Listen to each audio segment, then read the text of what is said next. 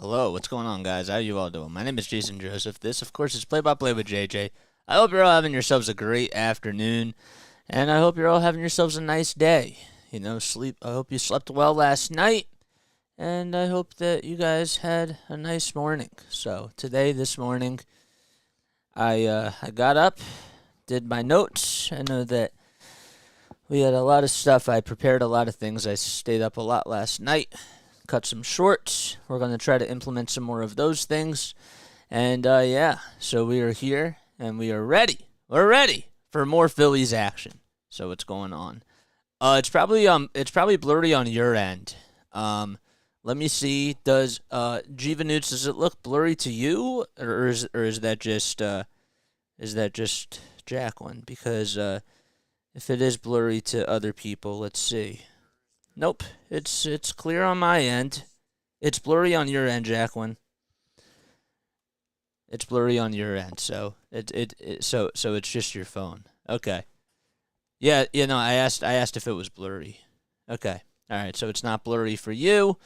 It's not blurry for Jose. So Jacqueline, it's literally just on your end. So, all right, here we go. So the Phillies are taking on the San Francisco Giants. The Giants are 65 and 61. They're 30 and 33 on the road. And the Phillies, they're 69 and 57. And they played really, really well last night. The main thing about last night for the Phillies, I mean, the offense was a little bit stale for sure, but they got the timely hits that they needed to. And the Giants, to be honest with you, the Giants were really just playing with fire in that seventh and in that eighth inning. And finally in the ninth, they literally just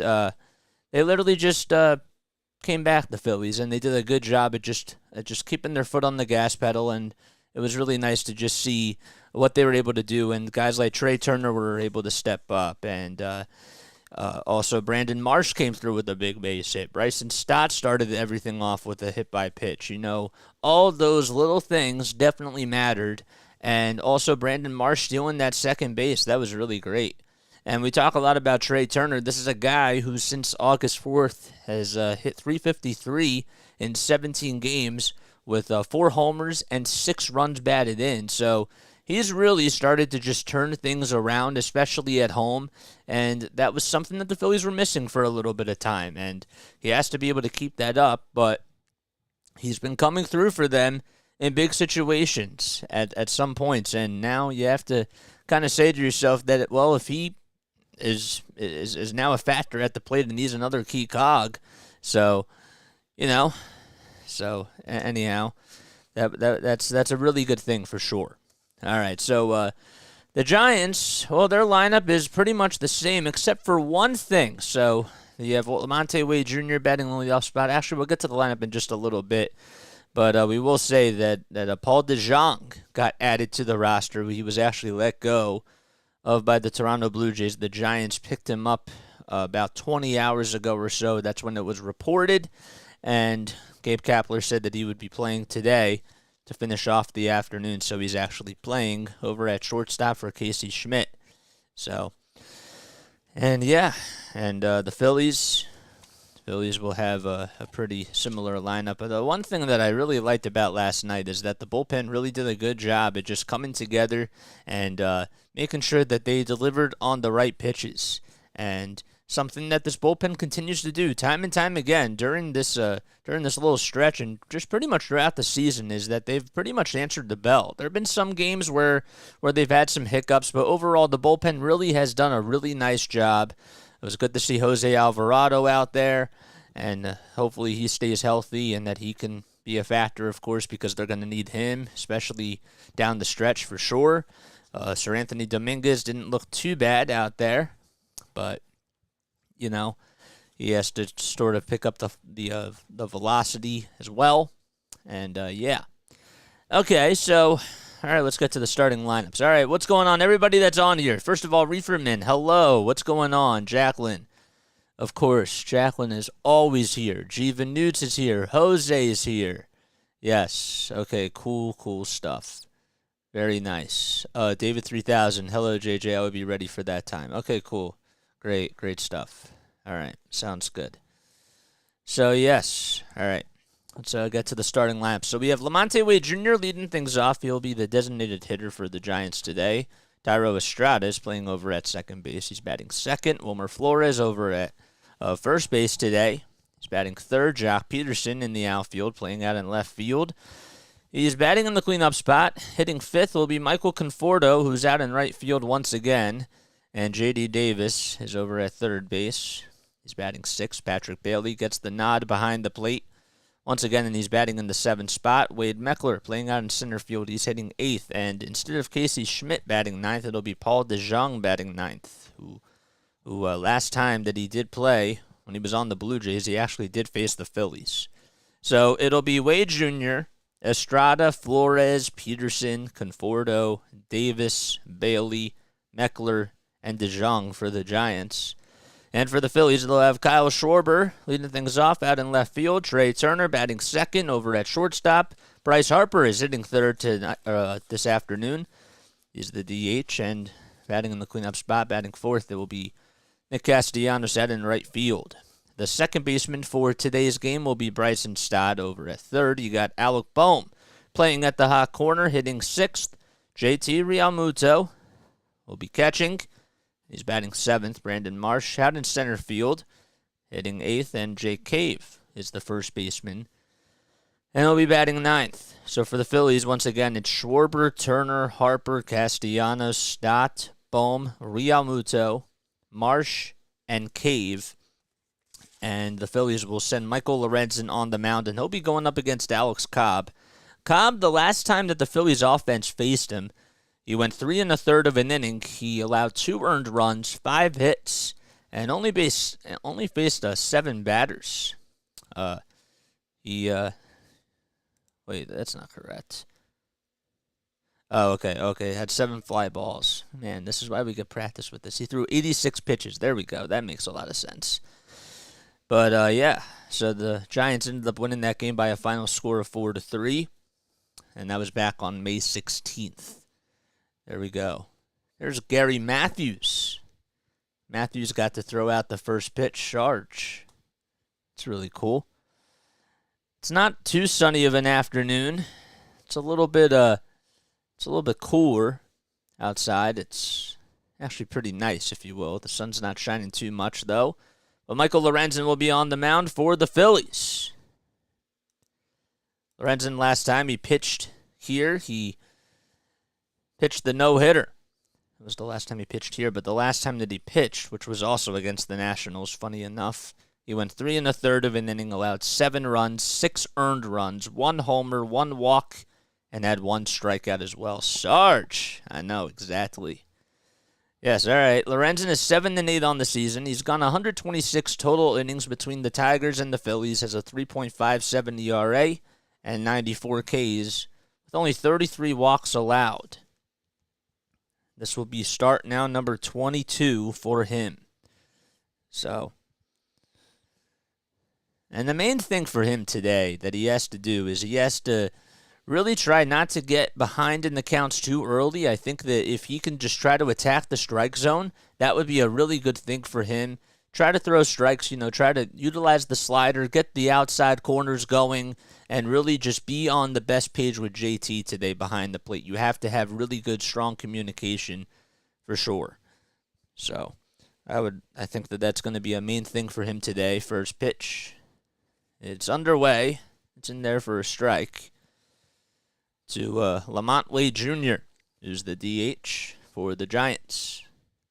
No balls, 1 strike. Lorenzen kicks, fires, and throws a fastball at 95, and it does not get the call. It was a little bit high.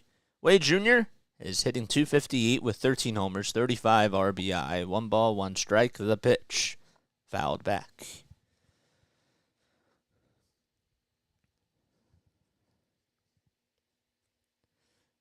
It's pretty cloudy. It's actually 81 degrees out in Philadelphia right now as we speak, with winds coming in at 5 miles per hour. The 1-2, another foul ball, just off the end of the bat. And Lamont stays alive. Wade Jr. did homer in the first game of this series. It was against Aaron Nola. The 1-2 pitch, swinging a towering fly ball, hit out to deep right field. It's a foul ball, though, thank goodness. Actually bounced right off of the third deck, and it landed back on the right field side. So the count is still at 1-2. On deck is Thairo Estrada, the second baseman for the Giants. Phillies are 69-57. They currently hold the number 1 wild card spot in the NL. Giants have the third. The 1-2 delivery, up high and outside for ball 2. There's Gabe Kapler. Kapler is going with the short sleeves today. Looks like it's an athletic Giants shirt with some sleeves coming down. But they don't come. They come right by the forearm. Or to the elbows, I should say. 2-2. The pitch. Fouled back. Once again. Base is empty. Nobody out. 2 balls, 2 strikes. Lorenzen kicks, deals, and it's fouled again. 4 foul balls in a row by Lamont Wade Jr.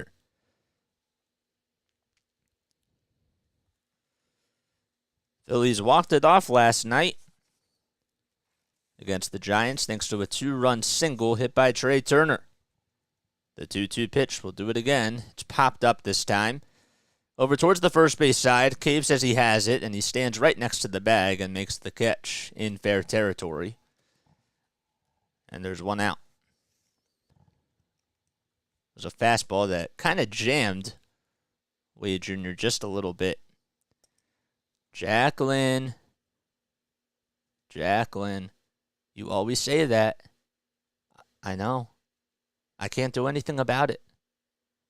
Do you think I could, if I were to control it, I would definitely be up to live. First pitch to Thairo Estrada. It's low for ball 1. 1 ball, no strikes. The pitch. It's at the knees for a strike.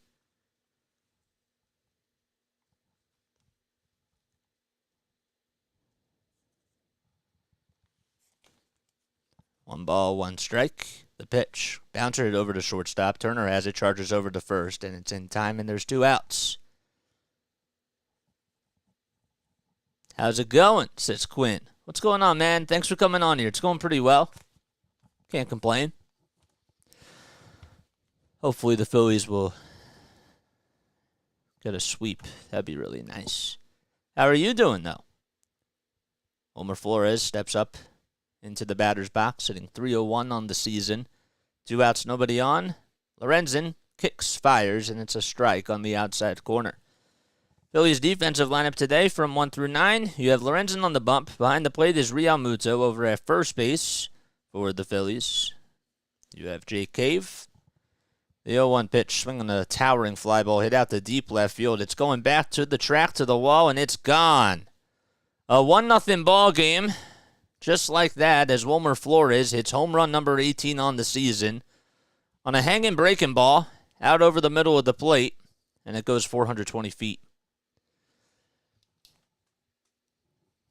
And the Giants, that's actually the 3rd day in a row that the Giants have struck first. But the Phillies have come back with counterpunches.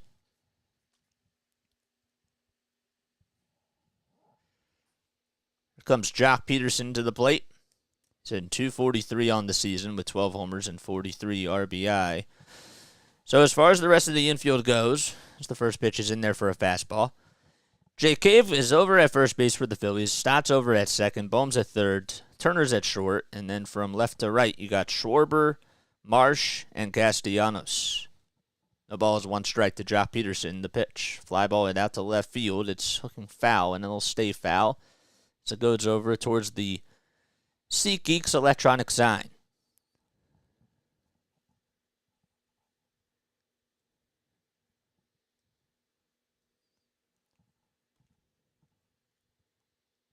The ball is 2 strikes. The pitch. It's low for ball 1.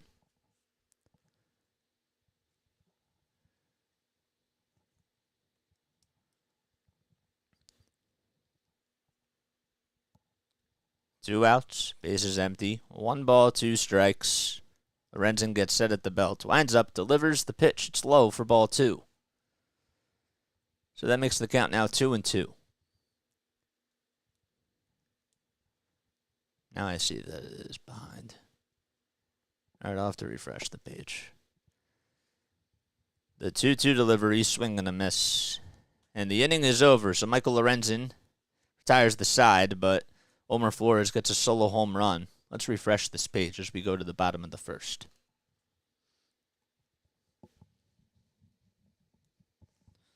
Shouldn't be that far behind. It could just be the NBC Sports app. Oh, boy. How you guys doing today? When you guys are watching the game, okay, are you watching it on MLB.com or are you watching it on the NBC Sports app? What are you doing? Because I do have a TV. I just can't look up. It's just really hard for me to do that because I'm looking up right here, and then you guys are right here, and that's really not so good for my neck. So if I had like a TV that I could, prop over here, I would do it, but I don't have the desk space. I'm watching through the Xfinity Stream app on my phone. Okay. Alex Cobb will be on the mound for the Giants. He's 6-5 on the season. He'll be facing off against Kyle Schwarber. We'll be leading things off for the Phillies in the bottom of the first. First pitch. It's at the knees for a strike. There we go. Okay, so I was really far behind. That was pretty extreme. Since June 2nd, Schwarber has actually hit 20 home runs. The 0-1 offering, it's fouled off. So the count is 0-2. Phillies will have Schwarber, Turner, Harper, Castellanos, Stott, Bohm, Realmuto, Marsh, and Cave as their starting lineup for tonight's game. The ball's 2 strikes, and the pitch low and outside. If you guys are new to the channel, my name is Jason Joseph. This is Play-by-Play with JJ. I hope you're all having yourselves a fantastic Wednesday afternoon, and that you're staying cool if it's hot where you are. 1 ball, 2 strikes. Cobb delivers from the stretch. The pitch, grounder hit over to first base, and going over to the bag is Flores as he just jogs over to there, and there's 1 out.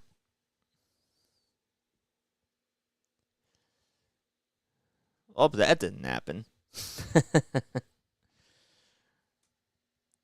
So 1 out already, and here's Trea Turner, who was the hero in last night's game for the Phillies. He had a 2-run walk-off single against Camilo Doval, who blew his 6th save of the season and got charged with the loss. The pitch. It's at the knees for a strike. The last time the Phillies actually walked it off against the Giants was on April 21st of 2021. The ball is 1 strike, and Cobb winds up, kick, steals. It's swung on and missed. Andrew Knapp was the hero in that game. He had a walk-off RBI single, and that came against Wandy Peralta. No balls, 2 strikes. The next pitch, just a little bit up high. And the count is 1-2. Calling the balls and the strikes this afternoon will be Jacob Metz. Not spelled the way that you think it is. 1 ball, 2 strikes. And that pitch is low for ball 2. It's spelled M-E-T-Z. Don't know if he's a Mets fan or not.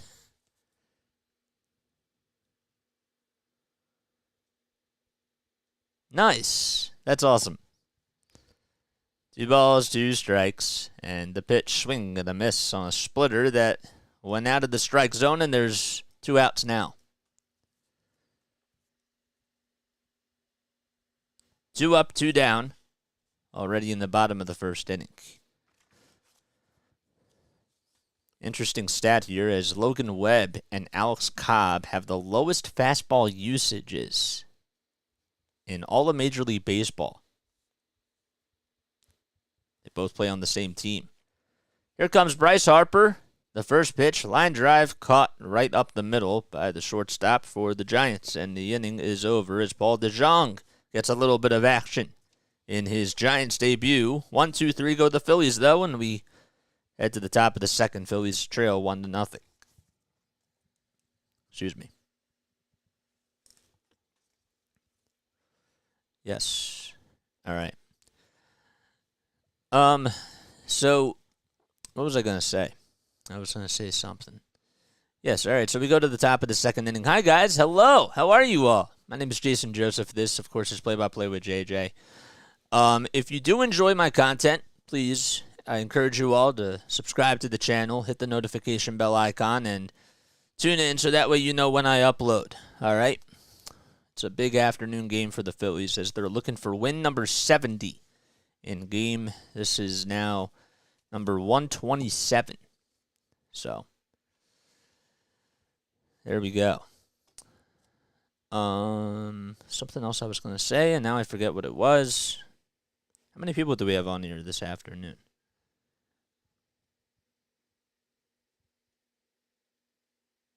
We got 24 people on here. Pretty good for an afternoon game.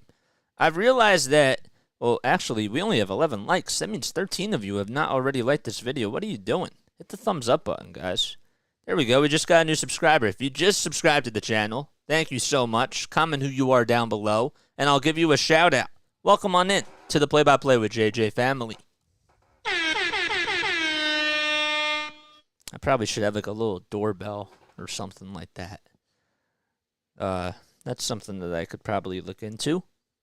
I could do those types of things. I did tell you guys yesterday, but I will say it again. We are actually, as I like to call it, I may not use that term again, under construction. But we are trying to implement more things into this cast, and so I'm going to try to get some more graphics, and I'd like to get some more help. So if you are interested in helping out with the channel, right, like feeding stats to me, or posting on socials, or doing all different types of things, editing highlight videos, please reach out to me, and I would love to reach out to you. All right, 1 ball, no strikes to Michael Lorenzen. Or Michael Lorenzen's out on the mound for the top of the second, and the next pitch, it's up high for a ball and outside. Michael Conforto is the batter for the San Francisco Giants. 2 balls, no strikes, the pitch, foul ball. Conforto's average is at 248.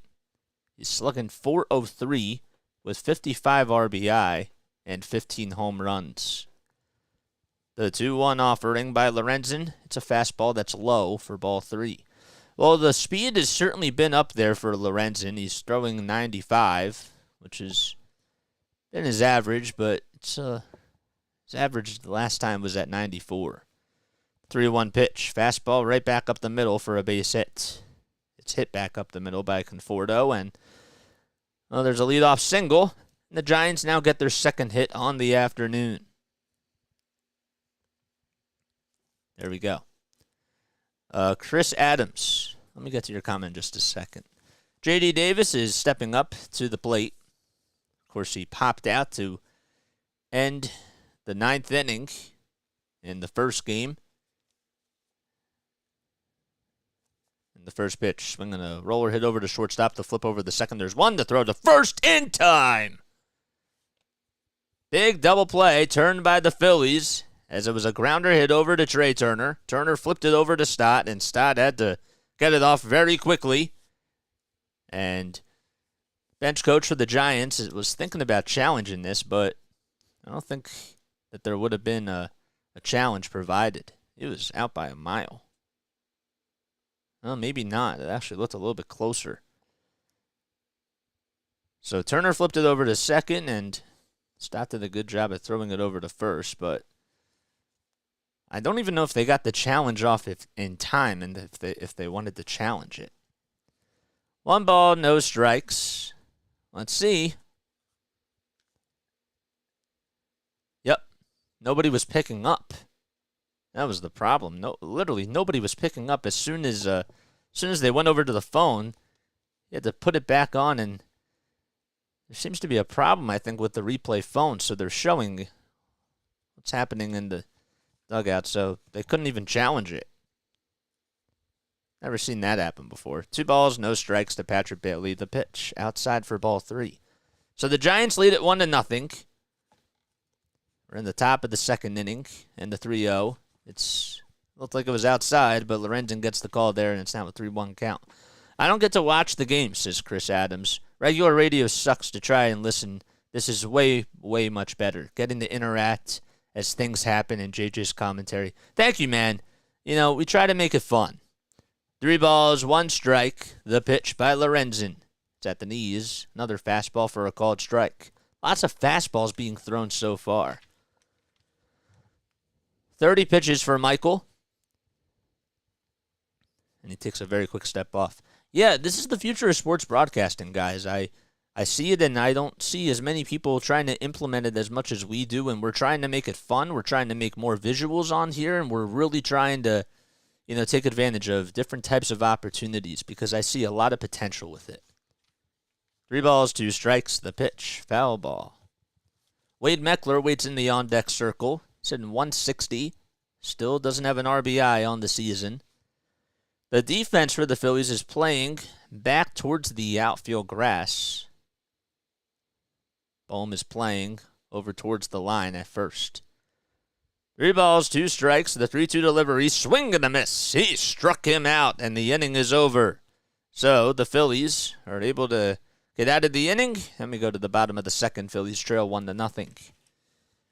Okay, so double play by J.D. Davis, and Bailey strikes out. Cool. Cubs win.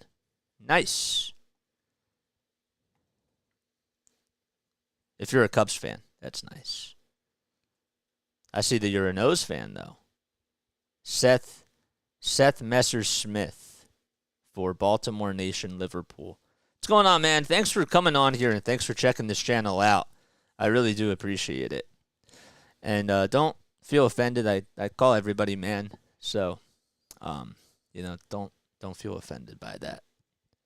Come on. Oh, man. I don't know why I said that. Cheers. That's good. All right, so we got Starbucks. We got a mocha cookie crumble frappuccino. Have to get the sugar and a little bit of coffee in me. And you know what I do, guys? Sometimes because I don't get to, because I'm not working and because I'm in the house a lot, I do like to go for walks and I do like to go on drives because it really does try to. I think that getting out of the house, as much as I love living in my house, I think it's so important to just be able to get some sort of socialization, and B, just get changes of scenery just so that you can kind of free your mind. And so what I did today, and I try to do this a lot now, is on the MLB.com app, I listened to Scott Fransky and I listened to other people, call the games and whatever. And I try to get new ideas, of trying to figure out different types of words I could be saying. Not copying them, per se, but just listening to different styles. And the only way to get better, of course you have to listen to people, but you just have to keep doing it as well. So I think that we're doing good with that, but, that is what I do, behind the scenes. So I'm sure that some of you are curious as to what goes on behind the microphone and off the camera. That's what we do. And if you don't care, well, I just said it anyway. First pitch to Nick Castellanos. It's fouled off. Castellanos, lifetime against Cobb. He's 0 for 12 with 4 strikeouts. But this season he's hitting .274 with 21 homers and 78 RBI. Cobb gets set, winds up, delivers from the chest, and the pitch is swung on and missed. Giants in their regular away uniforms with the orange stitching outside of the black letters of the San Francisco on the front. The bright orange line going down the pant leg. The 0-2, check swing. Did he go? Yes, he did, says the first base umpire. And there's 1 out. Alex Cobb gets his second strikeout, so Castellanos now 0 for 13 lifetime against Alex Cobb.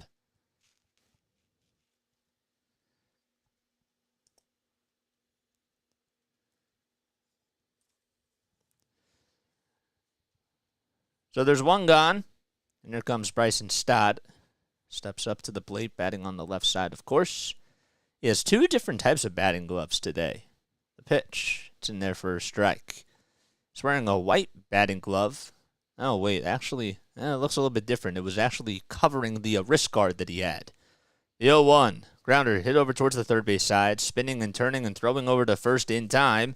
And there's 2 outs. Great play over at third base by J.D. Davis. He was not playing towards the line. He was actually towards the infield grass, right by the shortstop area. It was a good play regardless. Here comes Bohm. Cobb gets set, kicks, fires, and it's inside for ball 1. 10 seconds left on the pitch clock. Bowman in 283 on the season, the 1-0 delivery, swing and a miss. Good pitch thrown by Cobb that time, but Phillies are chasing after some pitches, and they do have to show a little bit more discipline. They're able to do that. They can be a very dangerous team. The 1-1, it's outside for ball 2. As far as the crew chief for today's game, you got Jacob Metz behind the plate. Again, no affiliation with the New York Mets. It's actually spelled differently. M-E-T-Z is how you spell it. 2 balls, 1 strike. And the pitch, inside and low for ball 3. Vic Carapazza is over at first base. Adam Hamari is over at second. And Nick Marley. M-A-H-R-L-E-Y. That's how you spell it. 3 balls, 1 strike. And the next pitch, line drive it over to right field. And it is caught for out number 3. Hit very sharply, right on the nose. But the inning is over as Michael Conforto is there to make the catch. The Phillies are still looking for their first hit. But we go to the top of the third. They trail 1-0 against the Giants. All right. Larry's a surprise. We gave up a run in the first inning. We can still win, though. But yes, Giants have been able to strike in the first inning. Every single game this series. So we went with the Starbucks today, guys.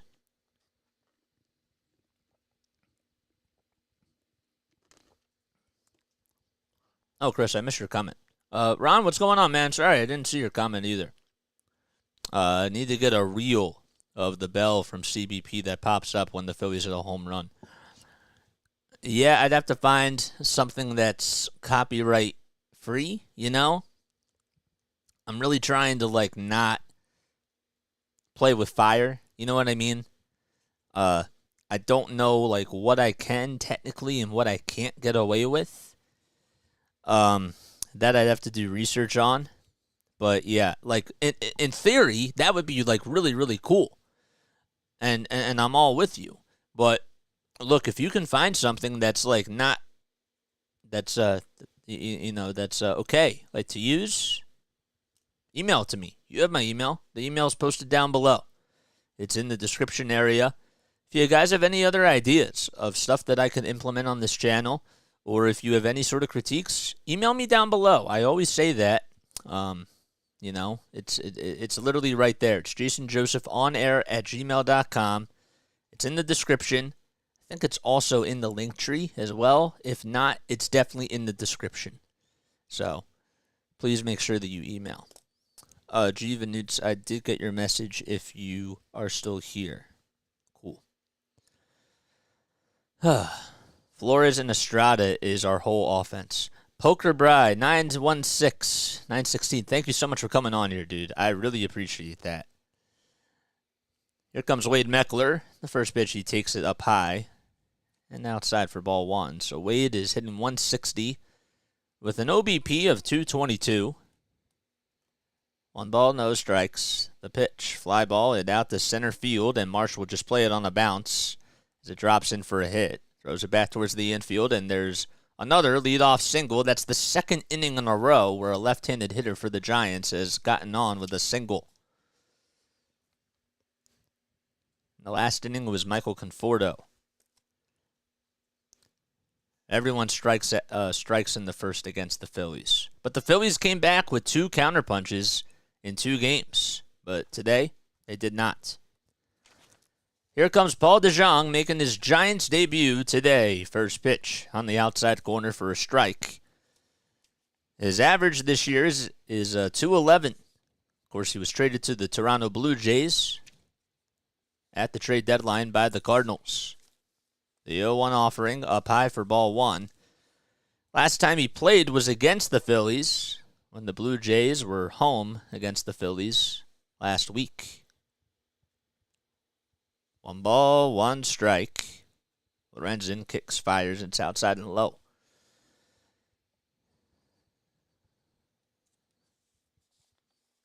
Two and 1 is the count. Over at first base is Wade Meckler. Giants lead it 1-0. The 2-1 pitch. Fly ball hit out to right field. It's going over towards the line. Is Castellanos. Does he have room? He does, and he makes the catch right at the wall.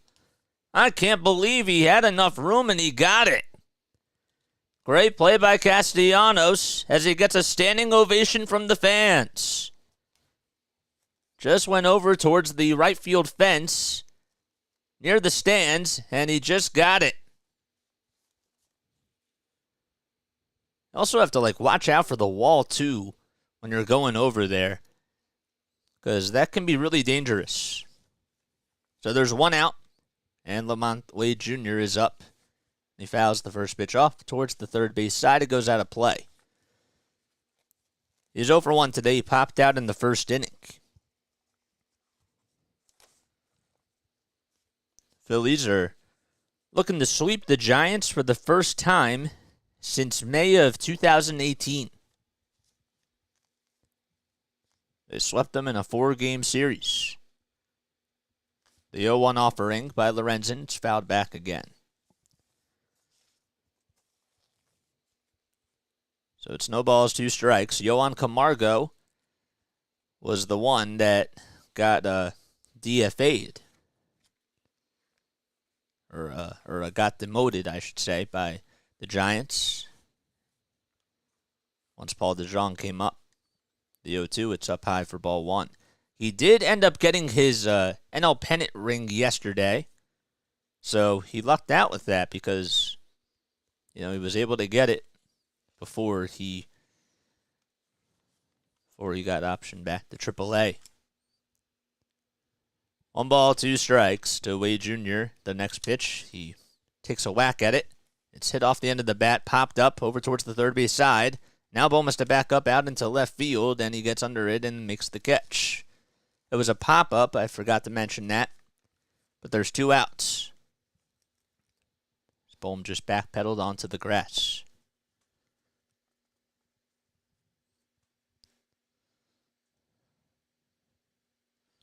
Two away. And Thairo Estrada, who had a 3-hit game 2 nights ago, is coming up. Lorenzen from the stretch. Lines up, delivers. It's swung on and missed. The Giants have been really struggling this season with runners in scoring position. Seems like a similar theme for the Phillies, but for the Giants, it's actually a lot worse. They're one of the worst road teams with runners in scoring position. The 0-1, bouncer hit in between first and second, and it goes through the hole into right field for a base hit. Stopping over at second base is Meckler, and there's another single by the Giants. This time it comes from Thairo Estrada. Well, you fight off a pitch. It was a fastball, and Estrada's really good at just making solid contact and putting the ball in play. And when you put the ball in play, sometimes great things happen. That's the name of the game. Here's Wilmer Flores, who homered his last time up. Went 420 feet back in the first inning. Meckler over at second. First pitch, it's on the outside corner for a strike. It was a fastball at 95.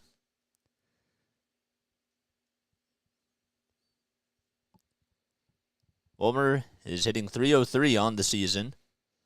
Hit home run number 18 back in the first. The 0-1. It's a curve. I think it was a curveball that was on the outside corner. Nonetheless, it was on the outside corner.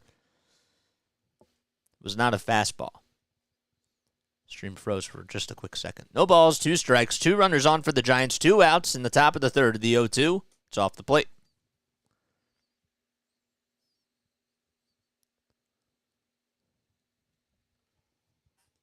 Lorenzen with 47 pitches so far. The 1-2 delivery, line drive into right field for a base hit. Meckler rounding third. Castellanos has it. The throw to home plate is not in time, and Meckler slides in there safely, and the Giants lead it 2-0. It's another RBI. It's another single by the Giants. That time it's an RBI single by Wilmer Flores, and he's done a lot of damage against the Phillies today.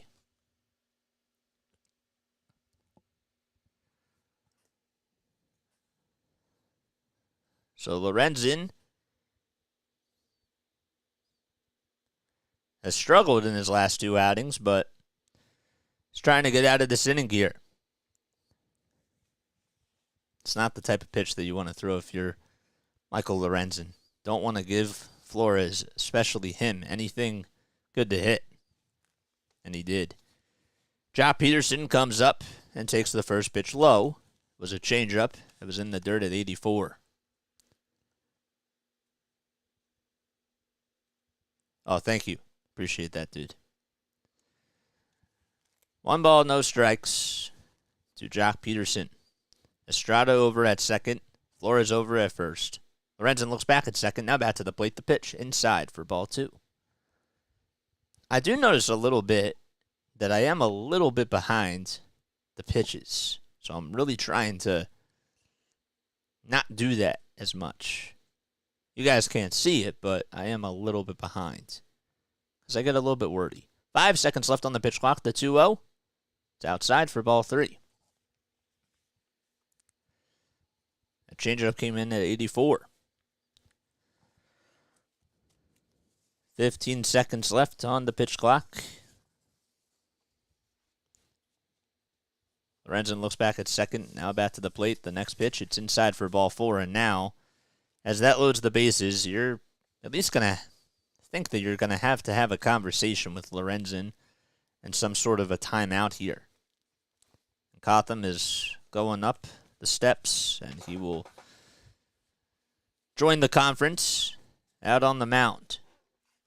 So the Giants lead it 2-0. In case you are tuning in, the Giants got a solo homer from Wilmer Flores back in the top of the first, and just got an RBI single here in the top of the third. Bases are loaded, and there's 2 outs, and Cotham and the rest of the infielders huddle around to have their conference. And Michael Conforto, another guy who's done a lot of damage against the Phillies, is due up. He's actually 0 for 6 with the bases loaded this season.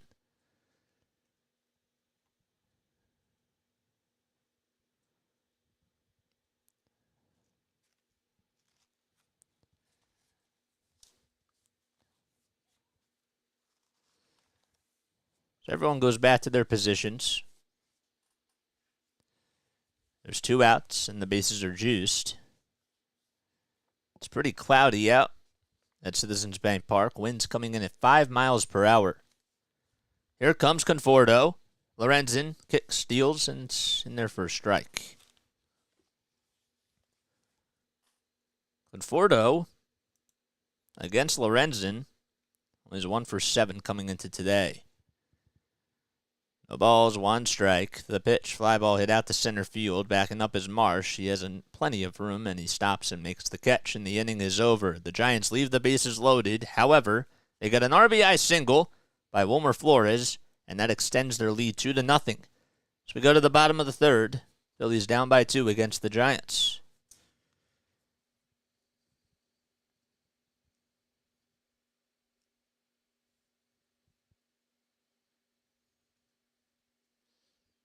Okay. All right. Cool. I'm right here. What's going on, RC? How you doing, dude? Thanks for coming on here. Punch the like button like a young Mike Tyson. I like that. I like that. That's really cool. Well, we got 1 good start out of Lorenzen. Oh, we got 2, actually. His first 2 starts were really good. He went 8 innings in his first outing, which is the one that you saw. And his last outing, the second outing, of course, the no-hitter. JJ is under 100 away to 1,000. Oh, my gosh. Yeah, man. RC talks about basketball. I do want to encourage you to please drop your link down below. If you want to promote your stuff, talk about what you have coming up, please make sure that I want to make sure that our guys support you for sure. So guys, please go subscribe to his channel if you guys have not done so already. Dylan Deloy, what's going on, man? How you doing? How are you? How's your day going? DD and JJ.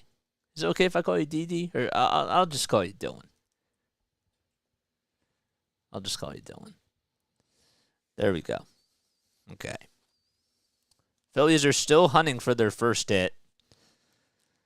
As we go to the bottom of the third, Alex Cobb is pitching for the Giants.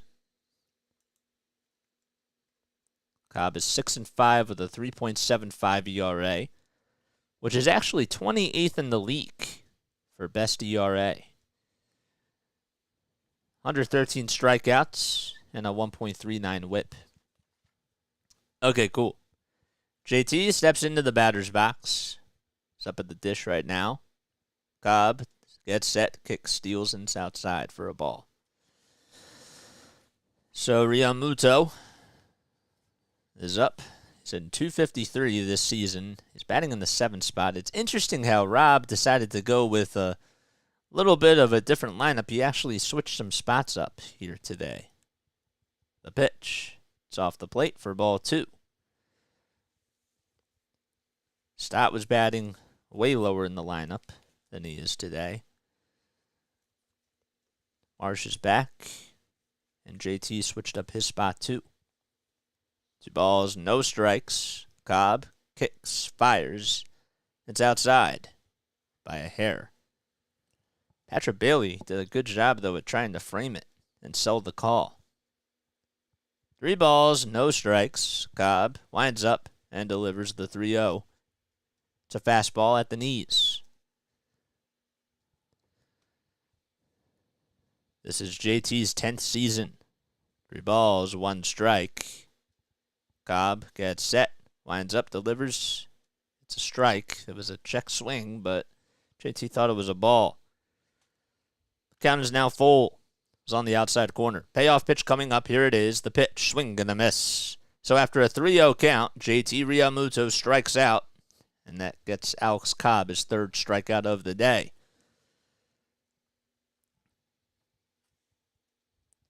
I mean, give Cobb a little bit of credit for attacking that strike zone as soon as he fell behind in the count. But again, can't be chasing after pitches. Brandon Marsh comes up. He was definitely an unsung hero in last night's game. Cobb with the pitch. It's a knuckle curve. It's at the knees for a called strike. I haven't seen too many of those this afternoon for Alex Cobb. A ball's 1 strike, and the 0-1, it's fouled off. Marsh got hit by a pitch as he came in to pinch hit in last night's game, and then he singled up the middle in the 9th against Camilo Doval. He's behind in the count 0-2 here. Phillies still looking for their first base runner today. 8 seconds left on the pitch clock. Cobb gets the signs from Sandoval, steps forward, kicks, fires, and it's up high. Sam, what's going on, dude? Thanks for coming on here. I appreciate that. 1-2 is the count. And Cobb kicks, steals again. Line drive, foul ball. Thanks, JJ, for always pushing me harder. You're radically awesome. Yeah, man, we're all doing this, you know? We're all here to get better. And we're a family. That's all it is. That's what I tell everybody. The 1-2, another foul ball. Good job by Marsh to stay alive here. And that's the thing, is that whether you are a content creator, whether you're a play-by-play announcer like me, or somebody that just wants to get better at podcasting, or if you just love tuning into the Phillies games, if you like Sixers basketball or whatever it is, you try to just have fun. That's what it comes down to. The 1-2, it's low and actually in the dirt. And I want to encourage everybody. I learned a lot from Hunter Brody, learned a lot from Mitch Kofsky, and so many other people on here. The 2-2 pitch, grounder, hit back up the middle, gobbled up by Estrada, throws over to first, and Marsh is retired. 8 up, 8 down for the Phillies. And Jake Cave is due up next. It's really not that sunny at all. They picked a really good day, or a really good night to do announcers in the alley. They really did. Last night was the perfect night. It wasn't too hot. It wasn't too cold. It was Goldilocks weather. It was just right. First pitch to Cave. It's a knuckle curve at the knees for a strike. Jake hitting .250 with 5 homers and 19 runs batted in. The 0-1, swing and a miss. Splitter that was low, and he chases after it. Bases empty, 2 outs in the bottom of the third. Phillies trail 2-0 against the Giants in the series finale. The 0-2 off the plate and outside. Or are you awesomely radical? The 1-2. It's fouled off just off the end of the bat by Cave. So Cobb is 35 years old. He's 6'3", weighs 205 pounds. And this is now his second season that he has played with the Giants. From 2011 to 2017, he played with the Tampa Bay Rays, if you remember. The 1-2, up high for ball 2. And then he spent 3 seasons with the Baltimore Orioles from 2018 to 2020, and then 1 season with the LA Angels. 2-2 is the count. Cobb gets set just below the letters. The next pitch up high for ball 3. It's now a full count to Jake Cave.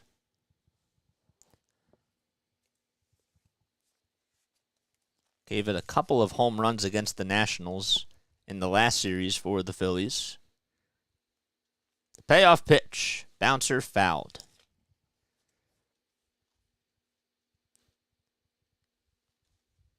Trying to figure out what they're showing from Marsh. He was, I guess, massaging that right calf.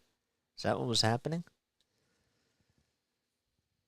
4 seconds left on the pitch clock. The payoff pitch to Jake Cave. Fly ball hit out to left center field, not that deep though, on the run towards his towards his right side, I should say.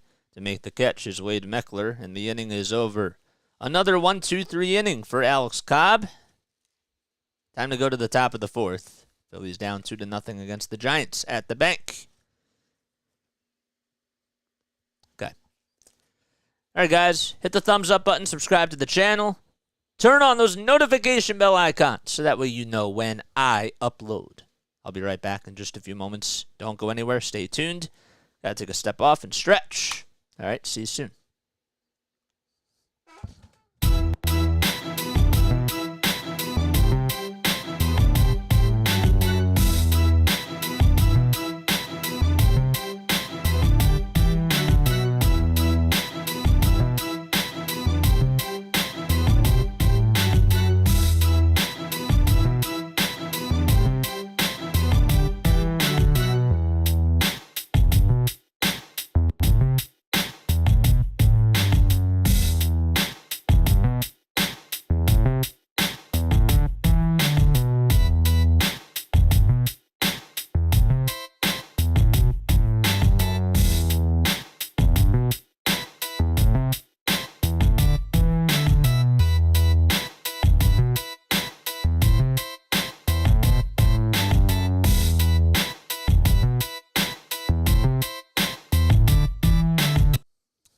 All right, we are back.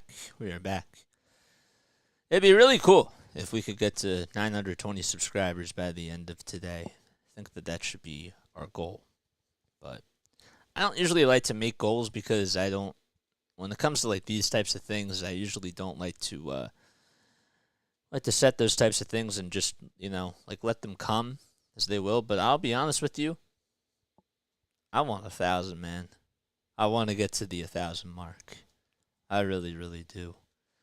But I care about the quality of the subscribers as well. So if you're just subscribing to the channel just to subscribe, that's cute. But I want to be able to have a good relationship with you guys. So I care about that more.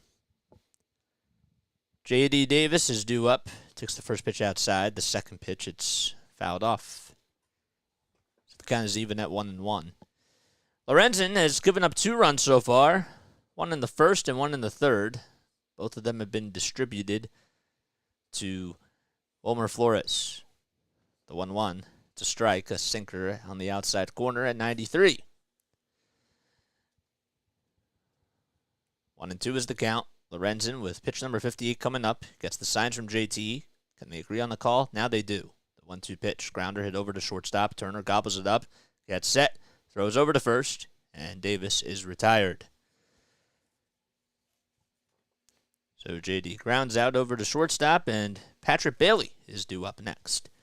All right, so who's your favorite team in the Little League World Series? I don't honestly have a favorite, Dylan. I really don't. I was keeping up with Penn, of course. Excuse me. I was a little bummed that they didn't advance, even though they did a pretty good job. All right, first pitch to Patrick Bailey is grounded over to first base. Bohm has it, flips it over to Lorenzen, and Lorenzen gets over to the bag, and there's 2 away. That was a good pitch, too, by Michael. He went with a pitch that was a little bit more inside, and Bailey got on top of it. So that's a 3-1 ground out, and Wade Meckler will step up to the plate next. Phillies are 12.5 games behind the Atlanta Braves in the NL East, but they currently hold the number 1 spot in the NL Wild Card. Lorenzen kicks, fires. It's low and inside to Wade Meckler, who's 1 for 1, singled in the third, and scored a run as well. On an RBI single by Wilmer Flores. 2 outs, nobody on. Giants lead it 2-0. The 1-0 offering. It's on the inside corner in the eyes of Jacob Metz.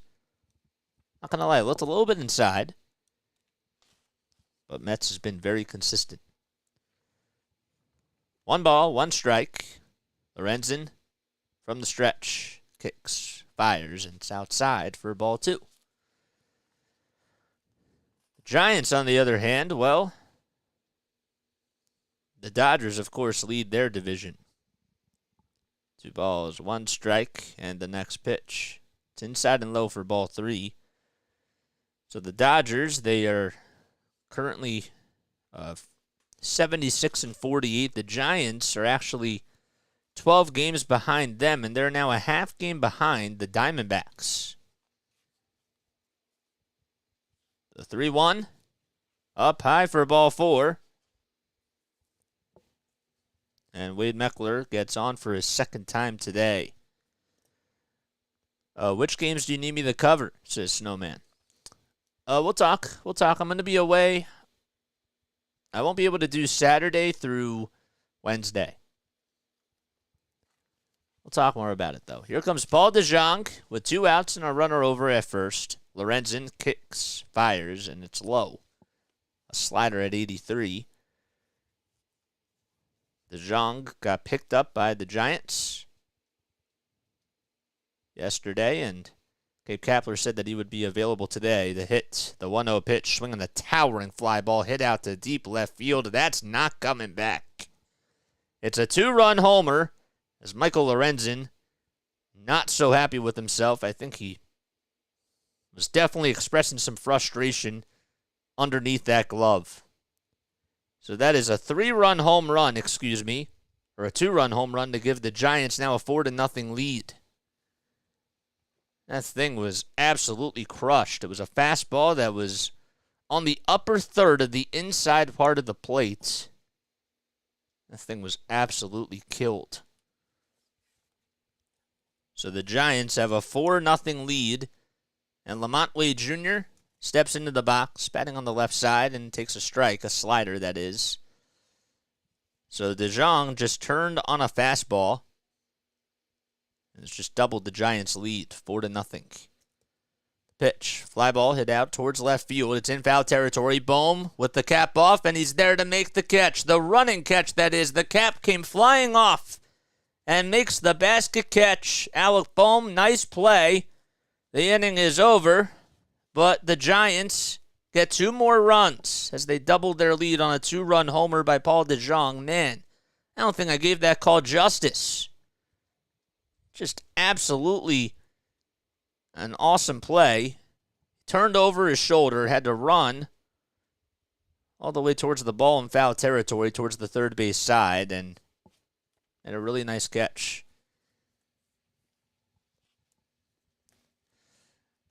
Okay, so Wade Jr. fouls out again. Dylan, what's going on, man? Love your channel. Thank you. I really appreciate that. And I don't just say that, guys. I truly, truly mean that. Has a single Phillies player reached base yet? No. No, Kyle Schwarber's coming up. Nope. Just the home games and away games for the rest of the season. Yeah, oh, he's telling Snowman, yeah, you just got to do every single home game and every single away game for me. That's all I'm asking you to do. I'm actually not coming back, guys.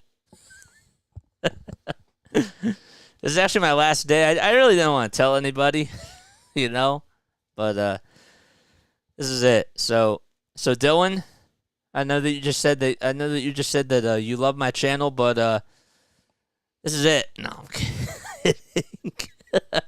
Could you imagine?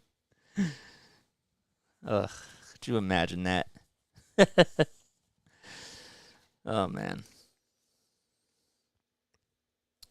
All right. Let's have another sip of this.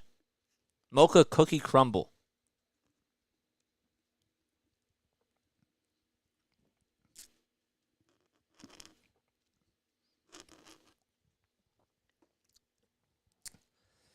We head to the bottom of the 4th.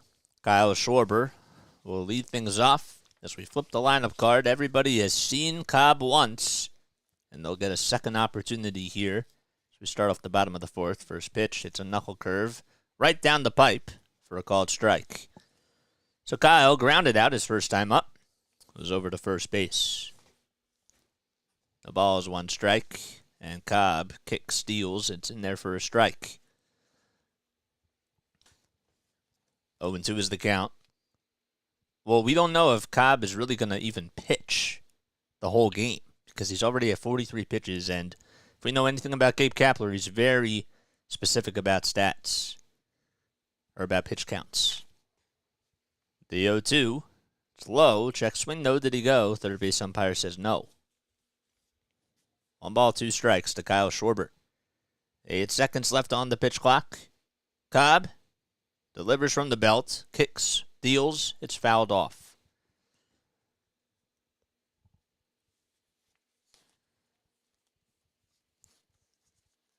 So I wanted to get your thoughts about something, guys. So, you know, we always try to come up with conversations on here once we're in the middle of the game. And I thought that this would be an interesting kind of a conversation that we talk about today. 1 ball, 2 strikes to Schwarber. The pitch outside for ball 2 as Schwarber lays it off. So, as some of you probably know, if you're a Philly fan, and if you like basketball, the Sixers, there were talks about them moving. 2-2 pitch. Fly ball it out to center field. It's not that deep, though. And coming in to make the catch is Wade Meckler, and there's 1 out. So Schwarber flies out to center, and Trea Turner is due up. So the Sixers, they have this new arena, okay? It's called 76th Place at Market East. Okay? That's where they're going to set it up. They're going to change over from the Wells Fargo Center, and they're going to have their own arena. First pitch to Trea Turner as he steps up to the plate. It's in there for a strike. The 0-1 inside for ball 1. So I wanted to get your thoughts about it, first of all. about just changing their location and your thoughts about that. And I also wanted to see I wanted to ask you, if the Phillies were to change their name or to change their location, would you be okay with that or not? The 1-1 grounder hit over to third base. Davis has it, throws over to first. It was a little bit high, but keeping the foot on the bag is Flores, and there's 2 away. Would you be disappointed if the Phillies move Citizens Bank Park?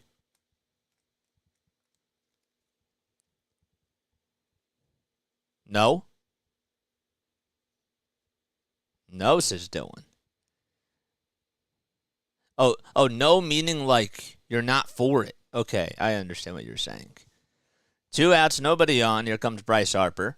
It takes the first pitch. It looked like it was off the plate, but it's a called strike.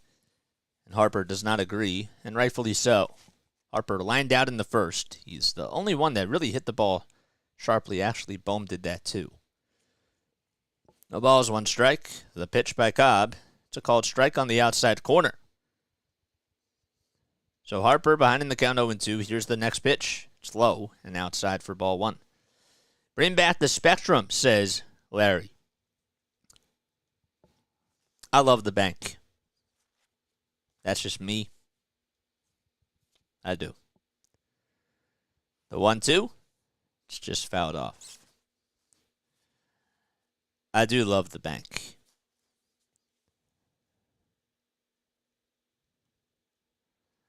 I'm saying if the Phillies were to move, okay?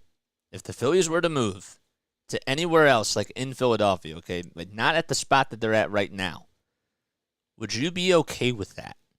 That's my question. Because that's what the Sixers are doing right now.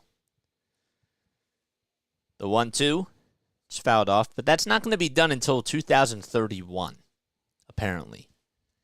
They're moving to Center City. So my question is, if the Phillies were to move, would you be okay with that or not? And explain yourself.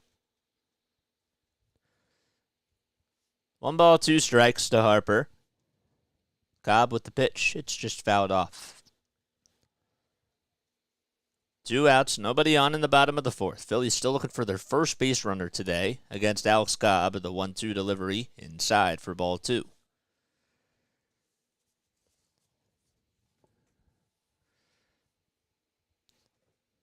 Nick Castellanos waits in the on-deck circle. He struck out his first time up. 4 seconds left on the pitch clock. And the 2-2 delivery by Cobb. Check swing. Did he go? Third base umpire says no. So it was an 0-2 count. Is now a full count to Bryce Harper. Is the bank in South Philly where the vet was? Yes. It's not that far away. Payoff pitch coming up from Cobb. Here it is, the pitch. Fouled off. Good job by Bryce to stay alive. And we know that Bryce, who grew up near Oakland, was not so happy about the Oakland Athletics moving to Las Vegas, and he was very vocal about it. Payoff pitch. Here it is. Line drive back up the middle for a base hit, and the Phillies have their first base runner on today. Bryce Harper comes through and has a really nice at-bat. That's exactly what you want from your leader of your ball club. And he comes through once again, and that's the Phillies' first hit of the day. So Cobb retired 11 men in a row, and Bryce Harper, unfortunately, actually, I don't know if he slipped over the base, but he is holding on to that knee. Rob Thompson's going out there, and I didn't see what the heck happened, but I guess he stumbled as soon as he was rounding first, or I don't know. This is not good. He's grabbing onto it. I don't know what just happened. He's standing next to Paco Figueroa. So let's see here. Harper was going over to first, and he He didn't stumble over the bag or anything, but it's just not running as hard. That's what it was. So Thompson is talking to Harper here. You know, one of the reasons why Bryce Harper hasn't been playing over at first, I wanted to mention this before and I keep forgetting to, is because he was complaining still about his back. Harper will stay in the game, though, and Thompson will head back over to the dugout, and so will the trainer. But keep your eye on that for sure. It's that right knee. So Harper will stay in the game. Nick Castellanos comes up to the plate. He's definitely feeling some sort of discomfort. 60 pitches for Cobb. And Castellanos comes up, and the first pitch he sees is a knuckle curve at 83 miles per hour for a strike.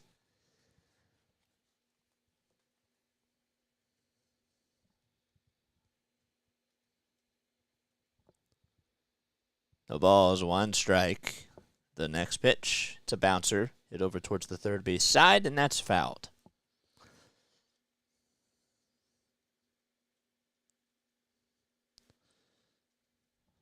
Let's see, so I'm looking back at him at first base. They're showing it on the monitor. He does take a lead off, so seems to be moving okay from there. The 0-2, it's outside for a ball. It was dropped by Patrick Bailey, but it doesn't go too far out.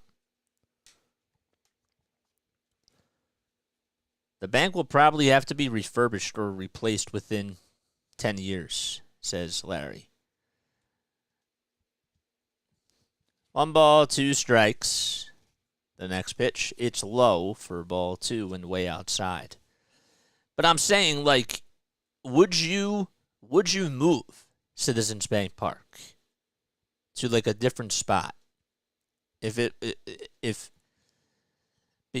I think that, give me a sec. 2-2 pitch, swinging a foul tip into the glove for strike 3, and the inning is over. So Harper gets a single. He's going back over towards the dugout. That's the end of the inning. The Phillies do get their first hit, but nothing to it. We go to the top of the 5th. Phillies trail 4-0. Right, exactly. That's what I'm saying. That's what I'm saying. Should they change areas is my question. I want to hear from you guys. I have my own thoughts about it, but I thought about that because the 76ers are moving to Center City. And I thought, it's only appropriate to bring up this question. Okay? The Union are actually near the Commodore Barry Bridge. So they're not in the Mecca, if you will, of where the heart of sports is in Philadelphia, right? So that's like the only team that's like not close by. Like the Wings play near there. Flyers and the Sixers, of course, now share the same building, but the Sixers are moving in 2031, and the link is obviously there. So if the Sixers do move, which I don't know if you guys are for or against that, you can comment your thoughts on that down below too. I'm just curious because I think it raises an interesting conversation. The one thing that I will say that I really like about where all the parks are and where all the stadiums are is that they're all in walking distance and they're very convenient. So now you're basically telling more people to use public transportation to go into Center City, which I'm sure in 2031 is probably not going to be like the best type of a thing. And people that, are like season ticket holders, some of them may have to travel a little bit further, and traffic in the city is not going to be so good, and so you really have to be smart. Hopefully the public transportation will be better, but do we see it getting better? I don't know. I really don't know. Also, crime rate. That's something else that may also have an impact as well. All right, here comes Thairo Estrada. First pitch, swinging a fly ball hit out to deep left field. It's going back to the warning track. Does Schwarber have room? He does, and he makes the catch. Just enough room to bang into the wall, and there's 1 out. So Estrada just missed a home run, and Lorenzen just got away with one.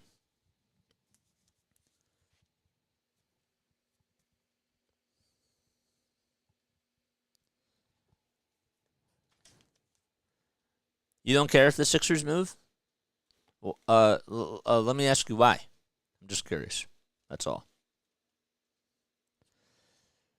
All right, 1 ball, no strikes to Wilmer Flores, who's 2 for 2 today. He homered and also had an RBI single, too. The 1-0.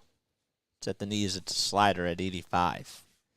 If you guys are new to the channel, hit the thumbs up button, subscribe, and turn on those notification bell icons, too. The 1-1 offering. It's low and inside for ball 2. There's a changeup at 82 miles per hour. You don't really watch basketball. Okay. All right. I was just curious. 1 out, nobody on. And the 2-1 pitch. It's a sweeper that's low and maybe a hair outside, too. Where they're at was always super easy for me to get in and out of from Jersey. Yes. The next pitch. It's taken all the way for ball 4. So 1 out walk allowed by Michael Lorenzen. So we start off the top of the 5th. They were showing Bryce Harper in the Phillies dugout, talking to Rob Thompson. But again, we don't get any sort of insight, nothing. So don't necessarily know what that means, if he's coming out of the game or not, or what it is. Comes Jock Peterson, who takes a slider at 81.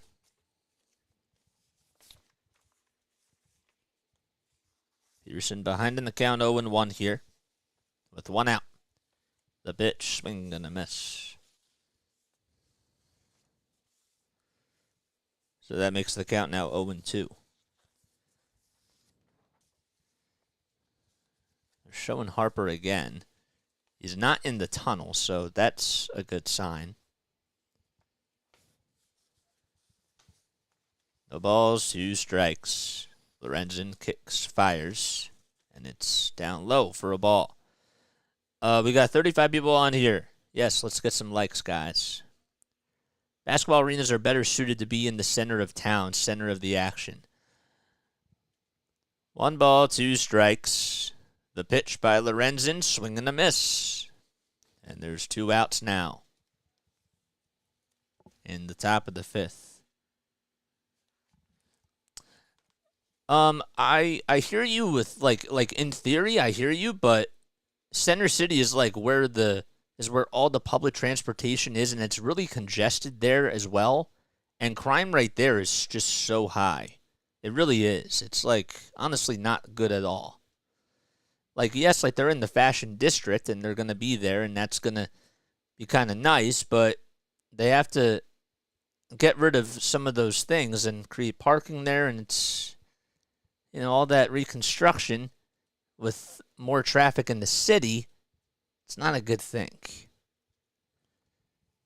The pitch. Line drive into left field for a base hit, and Michael Conforto gets on for the 2nd time today. But yes, like in theory, I hear what you're saying, and I think that that's valid. But if you're going to create parking with a place that literally always has traffic nonstop, it's not what you want to do.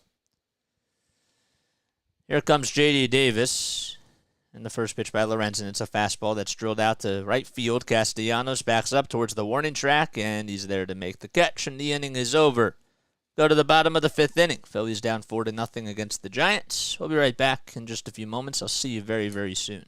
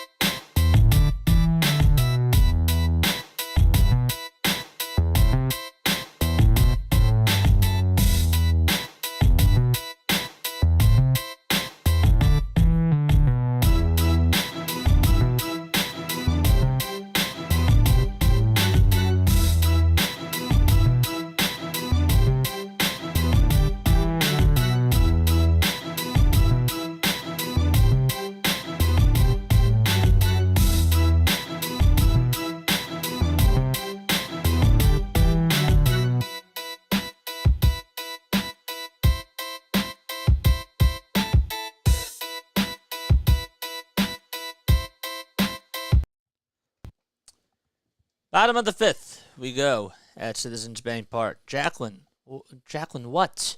What? What? We're all here. We're all here. We know that you want attention. We know. Here comes Bryson Stott up at the plate. The 1-0 pitch. It's bunted down the third base side. It's fouled off. Talk to me. I know you guys. No, we don't. No. No, we don't. We don't. We don't. 1 ball, 1 strike. The pitch to Stott. It's inside for ball 2. We don't hate anybody on here.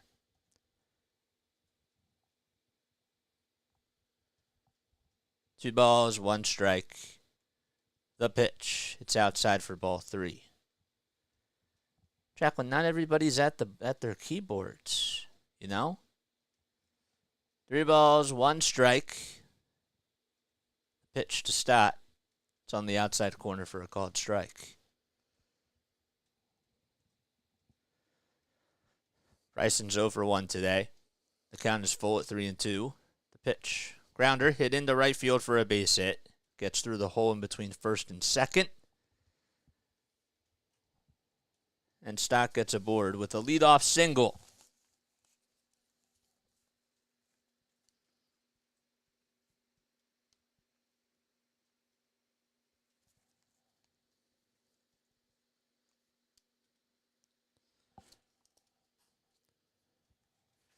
Here comes Alec Bohm. Steps up to the plate. He takes that pitch low. Takes a splitter at 88 miles per hour. Bohm lined out in the 2nd inning. His average now is at 282 on the season. 1 ball, no strikes. The pitch. It's a knuckle curve in there for a called strike. Bohm has 58 runs scored on the season, which is actually he's actually tied with Bryce Harper in that category right now. Also has 121 hits. The 1-1, line drive into left field, and Peterson dives, and he's there to make the catch. Is it a catch? It is. He lines out to left, and Jock Peterson is there to make the catch. Calitre's going over to the phone to see if they should review this, to see if whether or not it was a catch, but it looked like he got it just before it hit the ground. Let's see. Did he use the ground to help him? I don't know. Not from that angle. It didn't look like. I think he caught it.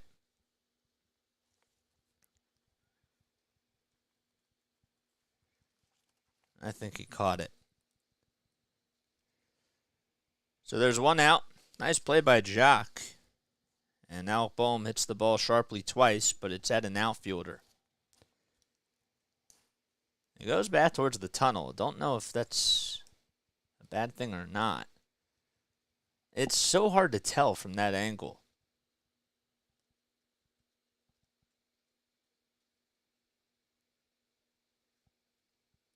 Here comes JT Realmuto. Throw back over to first to try to get Stott. It is not in time. They probably wouldn't have any sort of conclusive evidence to overturn it anyways. But it's no balls, 1 strike to JT, who struck out in the 3rd. The 0-1 offering. Bouncer that's fouled.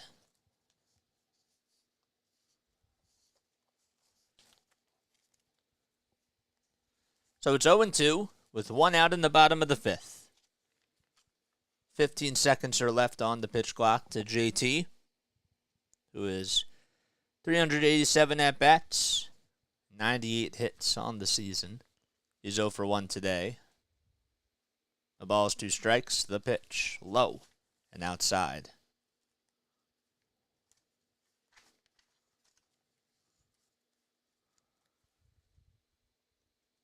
JT chokes up on the bat just a little bit, just like he always does. The 1-2, grounder, hit over to shortstop. Going to be a tough play for DeJong. Does he get the throw out at second? He does. What a play by Paul DeJong. He had to dive over towards his right side, right to the hole. Just made a really good play as he flipped it over to second, and Stott was out by maybe half a step. JT got it off the end of the bat.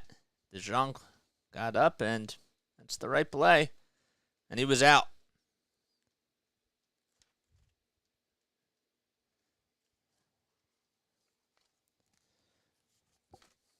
Jacqueline, that makes no sense whatsoever. How can you be a Braves fan and a Phillies fan? That makes no sense. First pitch. It's inside and low for a ball. Marsh grounded out in the third. 2 outs and a runner over at first. Here comes Marsh up at the plate.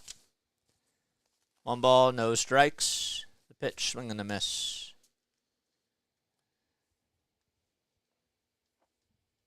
Phillies trail 4-0 against the San Francisco Giants. Cobb already with 80 pitches. 52 of them have been for strikes. The 1-1, it's a bouncer that's fouled. That makes the count now 1-2. Marsh, of course, played for the Angels. Was the Phillies one of their acquisitions that they made last season at the trade deadline. Just got off the injured list. Back on Sunday. Played over in Williamsport. 1 ball, 2 strikes. Cobb ahead in the count. 2 outs, a runner at first. The 1-2, it's just fouled off the foot of Brandon Marsh.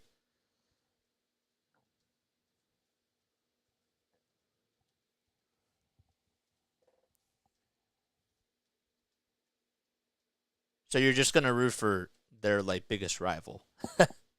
It is pretty hard. Yeah. 1 ball, 2 strikes to Brandon Marsh. The 1-2, it's inside for ball 2. Try hitting a 94-mile-per-hour fastball. It's not so easy. You can hit a 94-mile-per-hour fastball? Okay.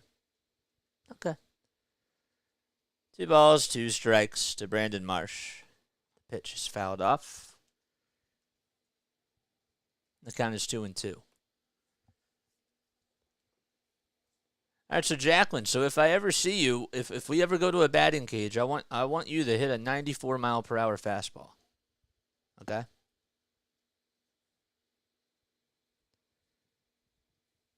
Two balls, 2 strikes, and the next pitch to Marsh.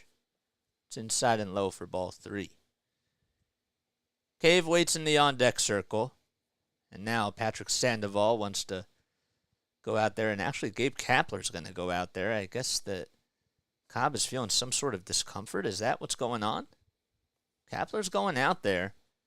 Yep, the trainer's going out there too. I don't know what that means, but that's not a good thing for Alex Cobb.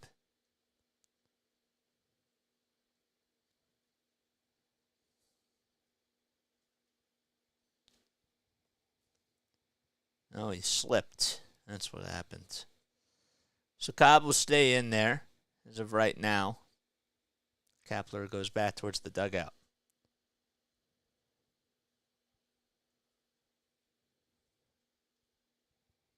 Three balls, 2 strikes. The next pitch, fly ball, it out to center field. That's going to drop in for a base hit. Runners are going to be at the corners now, as that'll put runners at first and third. And JT goes over to third. The throw's made back towards the infield, and Brandon Marsh comes through again, but puts runners at the corners. Certainly like to see that type of hitting.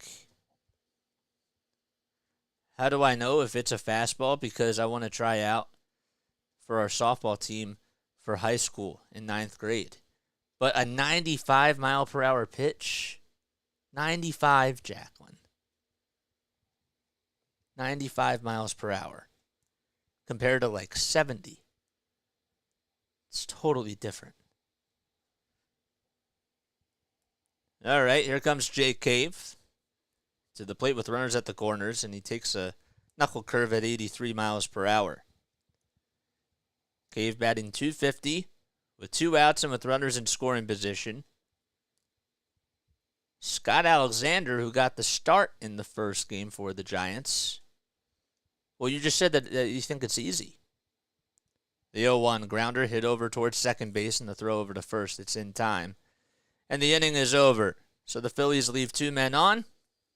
And we now go to the top of the 6th inning.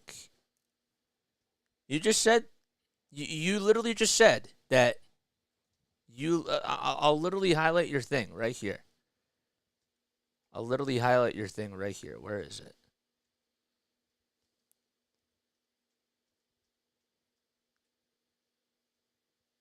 Where is it?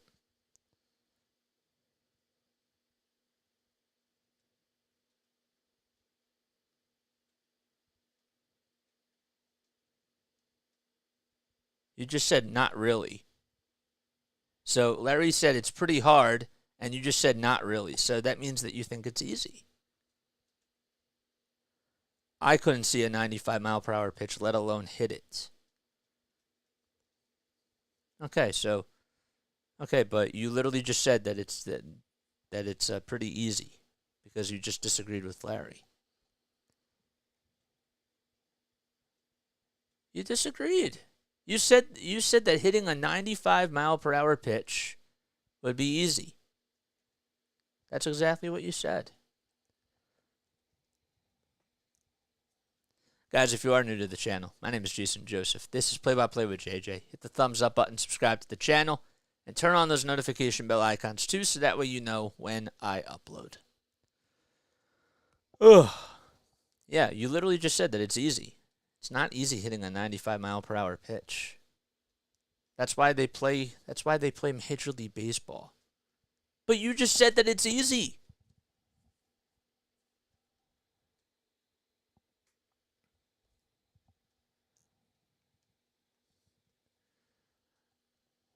All right, top of the 6th inning we go.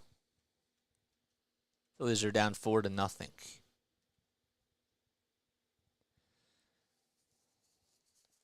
Ugh.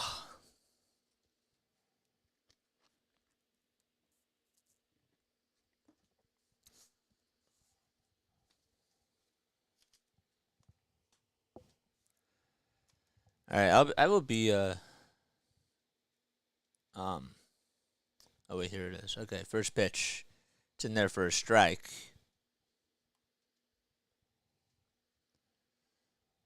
No balls, 1 strike. The pitch, foul ball to Patrick Bailey. So that makes the count now 0-2. What the heck is going on?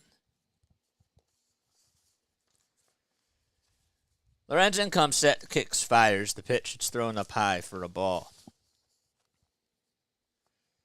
So Patrick Bailey's 0-2 today.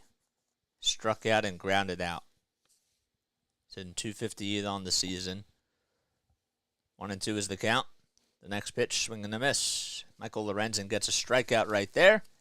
That's now 4 strikeouts for him today. So there's 1 out in the top of the 6th. Bases are empty. And Wade Meckler is up. He's 1 for 1 today. He singled, walked, and scored 2 runs. Lorenzen kicks, steals. It's up high for ball 1. Jeff Hoffman is loosening up in the Phillies bullpen. Lorenzen already has 86 pitches. The 1-0 offering, it's low and inside for ball 2. How many people do we have on here? Just out of curiosity. Oh, I see. We got 34 people on here. Cool. Guys, hit the thumbs up button, subscribe. What are you guys waiting for? We have 13 people that have not liked this video already, that are already subscribed. Come on.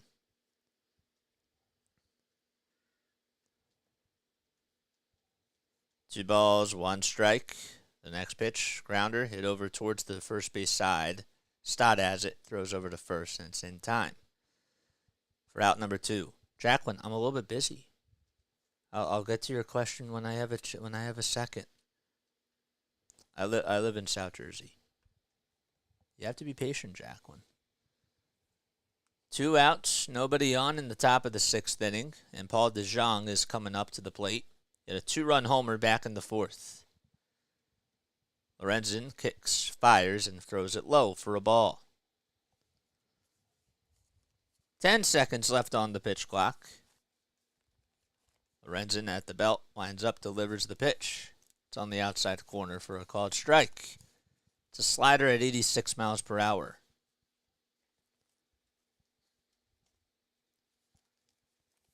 The 1-1 to Paul. It's fouled off. DeJong homered his last time up. Phillies have been really struggling getting runners on base today. It's been like one of the main things that they've had a problem with today for sure. The 1-2 grounder right through the hole into left field for a base hit. And Paul DeJong gets on with a single.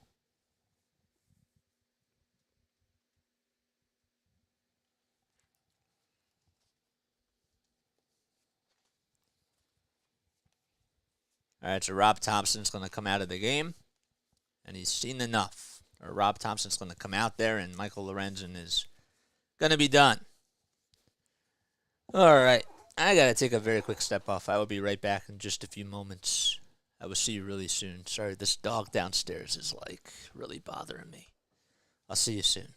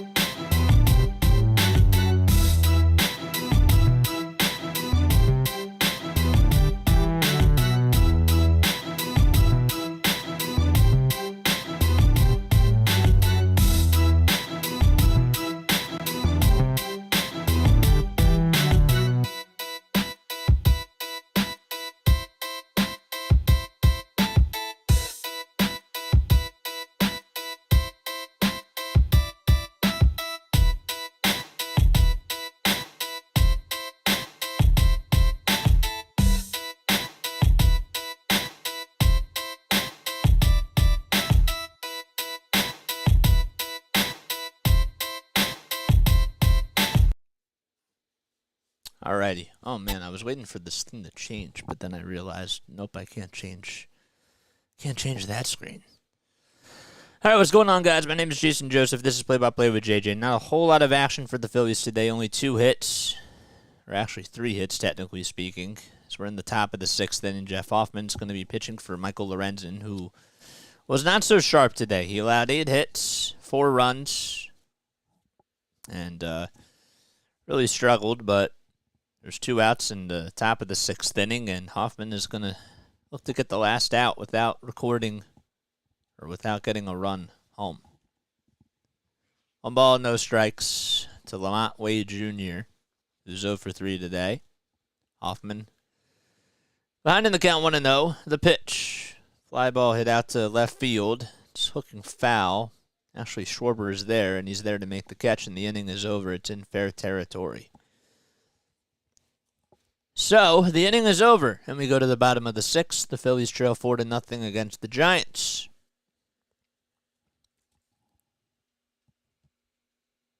There we go. Cool. All right, guys. Hello. If you're all new to the channel, hit the thumbs up button and subscribe to the channel as well. Oh, my gosh.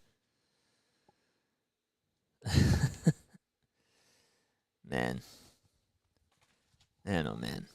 If you guys do want to become a mod for the channel, I do want to let you know that you are more than certainly welcome to.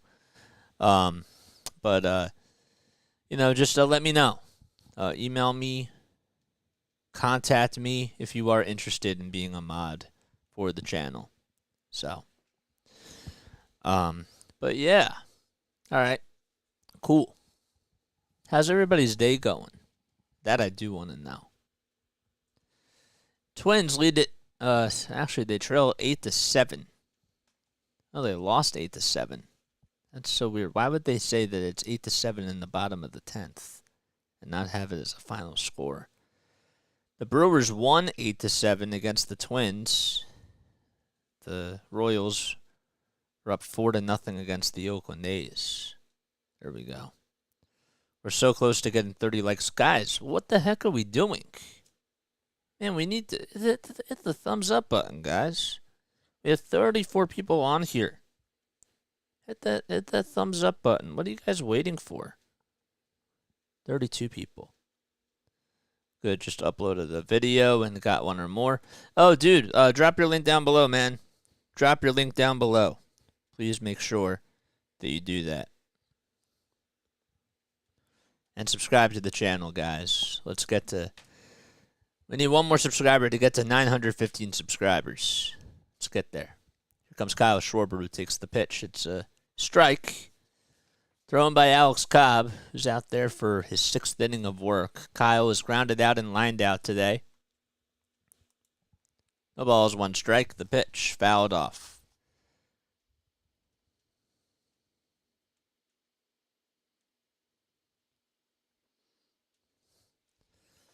No balls and 2 strikes to Kyle Schwarber. 5 seconds left on the clock. Cobb gets set at the belt, kicks, fires the pitch, swinging a fly ball hit out to deep right field. That's not coming back. It's gone. A solo home run for Kyle Schwarber. And he gives the Phillies a little bit of life as he hits his 34th home run on the season, 114 off the bat. And the Phillies are on the board. They now trail 4-1 against the Giants. It was a good swing by Kyle, for sure.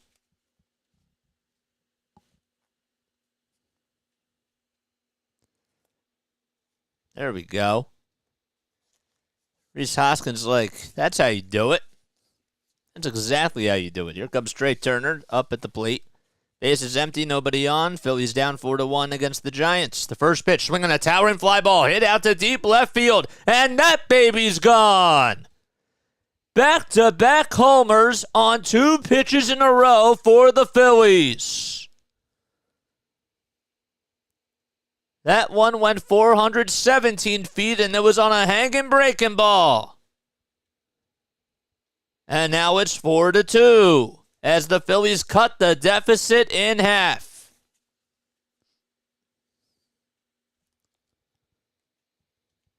Oh, man, that was a pretty good swing by Trea.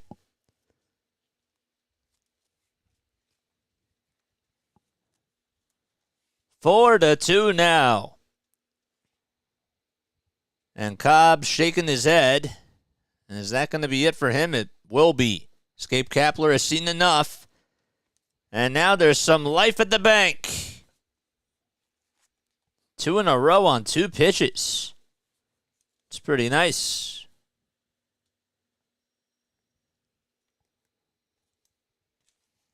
Cool. All right, guys, hit the thumbs up button. Subscribe to the channel if you think that the Phillies are going to win. Hit that thumbs up button. I give you this content for free. Yes, 2 in a row. 2 in a row, man. Holy smokes. Holy smokes is correct. Cheers.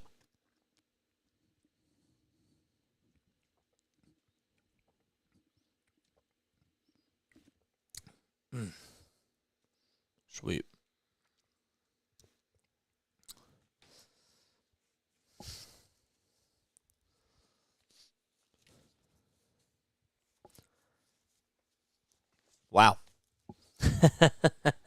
Let's go. That was nice.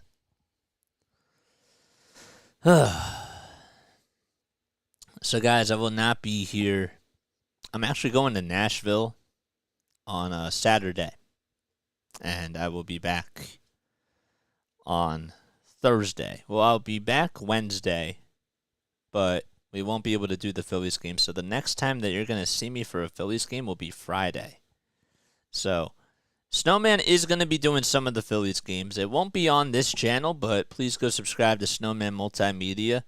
You'll have Friday to do that as well, even though we won't be doing a live game tomorrow.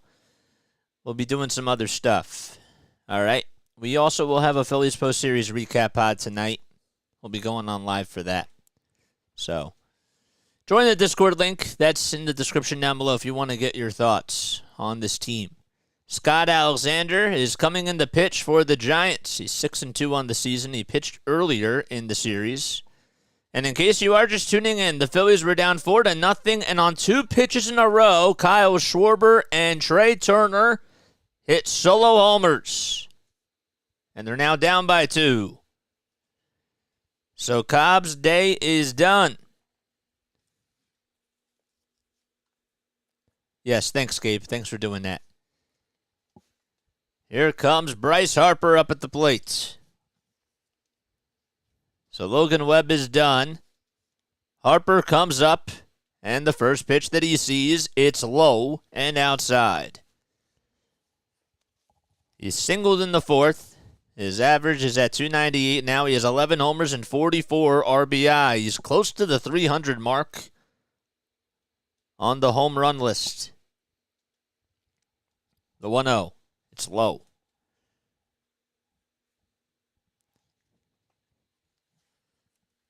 On deck is Nick Castellanos. Harper had the first hit of the day against Alex Cobb, who didn't allow a hit and actually retired the first 11 batters that he faced. The 2-0 pitch. Line drive into left field. Peterson goes back and he makes the catch right in front of the track. He turned over his shoulder.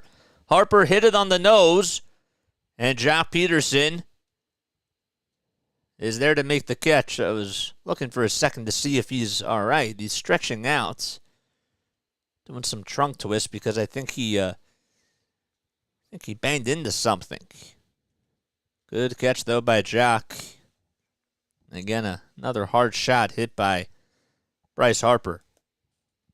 Castellanos due up, and he takes the first pitch low. There's a changeup at 86 miles per hour. Lots of back-to-back homers, it feels like, over the last couple of weeks for the Phillies. Castellanos due up, the 1-0. It's fouled off towards the first base side. It goes out of play.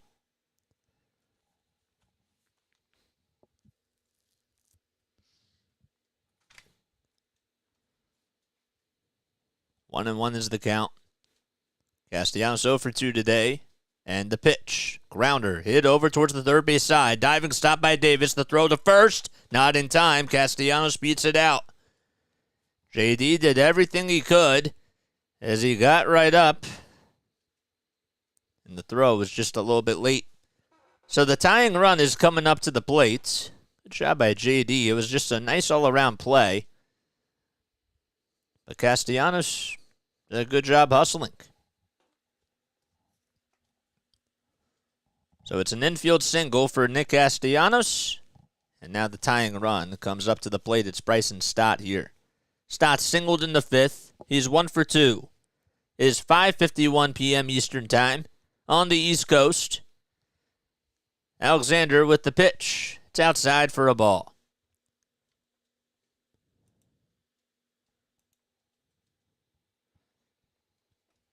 Alexander with 7 pitches already. The 1-0 pitch. Check swing foul ball. The count is 1-1. Hit the thumbs up button, subscribe to the channel. Algo people, do your thing. We got 43 people on here and only 23 likes. 20 of you have not liked this video yet. What are you doing? Hit the like button, guys. Let's do it. The 1-2 to Bryson Stott. Grounder hit back up the middle. They'll flip over to the second. There's one, and that's all that they're going to get. So it was a good play that was made from second to short.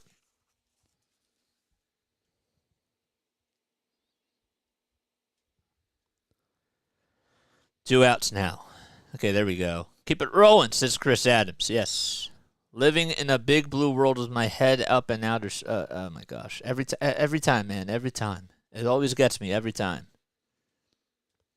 That's how you know Phil's YT is on here, because he always has to sing Bryson Stott's song. He does. It's a good thing. It's not a bad thing. To the person who just subscribed, yes, thank you. Thank you so much. I appreciate it. Okay. I have to check my phone really quickly. I'll be right back. I don't want you guys to see me checking my phone. I will see you very, very soon. Let's take a break.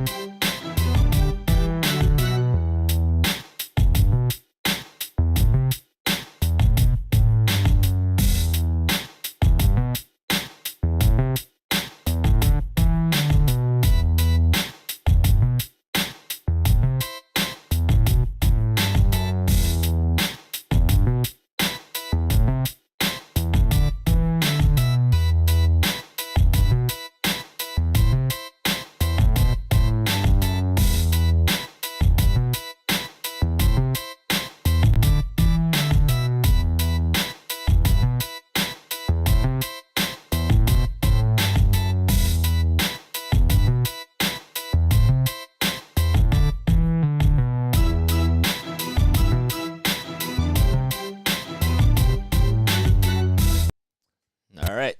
Oh, boy. Why does that always happen? Do you guys hear, like, after we come back from the break, like a little thump or whatever that is? Or is that just me? Because I have to fix that. Luke Jackson will be pitching for the Giants. So he comes on in relief. He has a 2.14 ERA, a 182 opponent batting average against. Only has allowed one homer, the former Brave himself. He'll be pitching for the Giants, trying to get the final out here in the bottom of the 6th inning. See if Alec Boehm, who has hit the ball really hard 2 times today, can actually get on.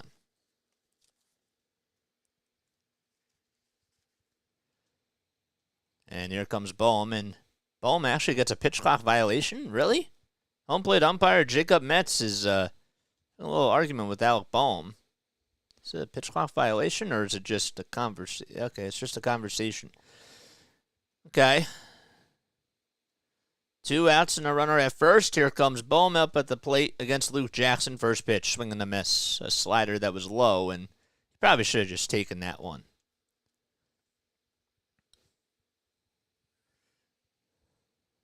The ball is 1 strike.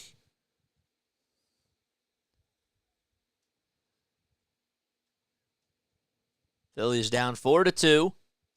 They had 2 solo homers on back-to-back pitches between Schwarber and Turner. The 0-1 grounder, it's fouled. The runner did go, but has to go back to first base. Padres lead it 3-0 against the Miami Marlins. We take a look at the wild card standings as well. Phillies do have that first wild card spot. They're 69-57. They're 2 games above the Chicago Cubs, who currently have the 2nd spot. And the Giants are actually a half game behind the Arizona Diamondbacks, who are in the 3rd spot. The 0-2, it's low for ball 1. It was a breaking ball that was in the dirt.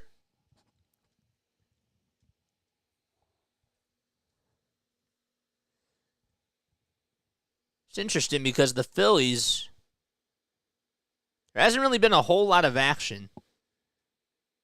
But every time they fall behind, it seems like that they try to come up with ways to just stay involved.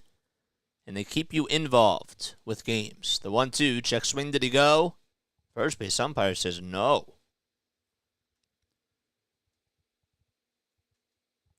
Could have gone either way. I thought Boehm just checked it.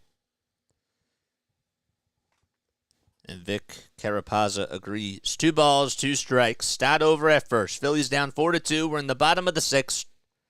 2 outs. 2 balls, 2 strikes. Runner goes again to 2-2. Foul ball again, and Bryson Stott will have to go back to first, and we'll do it again.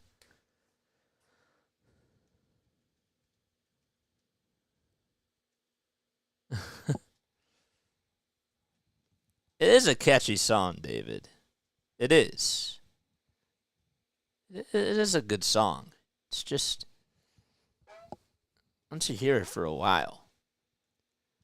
2 balls, 2 strikes. The next pitch, it's low, and the throw over to second base to get Stott. It's not in time. Good job by Estrada to actually leap up and catch it because Patrick Bailey's throw was way up high. And Estrada, that would have gotten by him into the outfield. Well, Stott would have went over to third, and that would have been an error charge to Patrick Bailey. So what was an 0-2 count is now a full count. Even Bailey knew that it was high, and Estrada was like, thanks for saving my bacon. The count is full. Stott leads off over at second as he swipes second. The 3-2 pitch. Grounder hit into the hole into left field. Stott is rounding third. It will actually stay put over at third base, and Jock Peterson will throw it back towards the infield. But it's a single by Alec Bohm.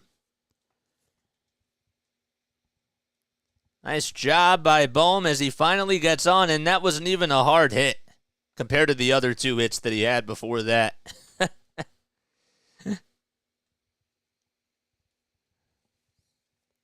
And Stott made the right move by obviously staying put. So.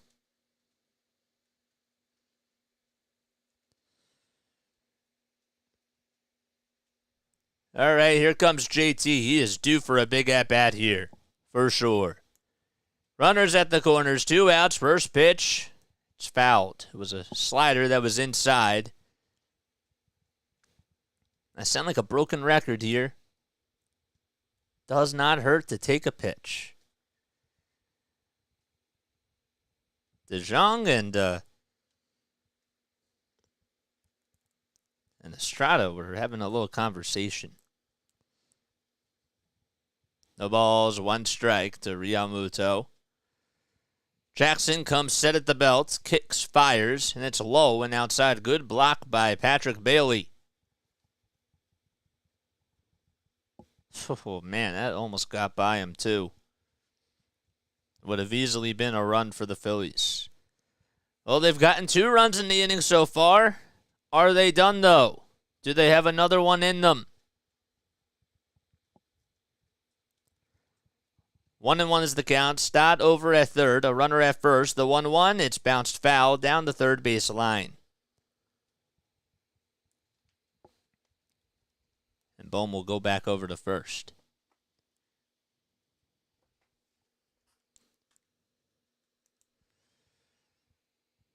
Jackson with 10 pitches so far in this inning. He's only had to get the final outs. That's all he's had to do. 1 ball, 2 strikes. Jackson gets at the belt, winds up, delivers the pitch. Fly ball it out to shallow right field. And coming on is Conforto, and he slides and makes the catch, and the inning is over. It almost dropped, but good play by Conforto. And we go to the top of the 7th. Giants still lead it 4-2, though, as the Phillies get 2 runs back. Okay.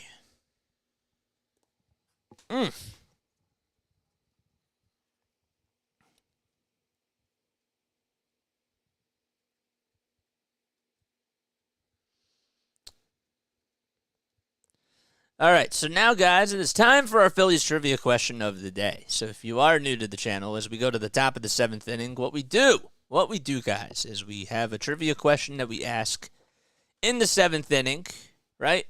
And we ask the question. You guys put your answers down below, and when we go to the bottom of the 7th, we go through each and every one of your answers in order.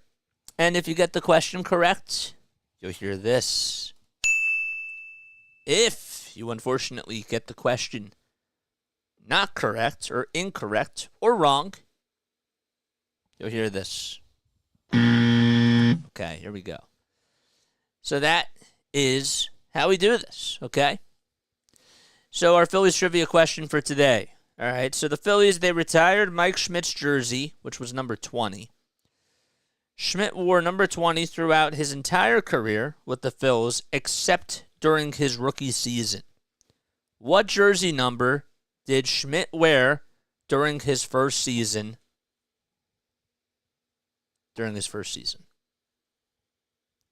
What jersey number did Mike Schmidt wear during his first season?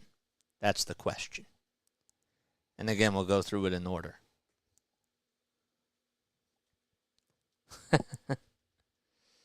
Oh, man. Comment your answers down below. And we'll go through it in the bottom of the 7th. Jeff Hoffman is now in for the Phillies. Phillies are down 4-2 against the San Francisco Giants. They did get 2 runs back, though, in the bottom of the 6th, thanks to 2 solo homers on back-to-back pitches from Kyle Schwarber and Trea Turner. Thairo Estrada is due up. He's 1 for 3 today, singled in the 3rd.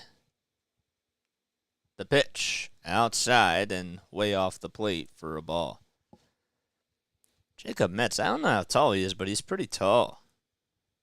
He is pretty tall. 1-0 is the count. 5 seconds left on the clock. Here it is, the pitch. Fastball right down Broad Street, taken all the way for a called strike.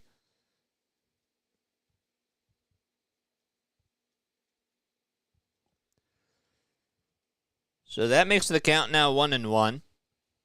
Hoffman gets set, kicks, fires. The pitch. Check swing, did he go?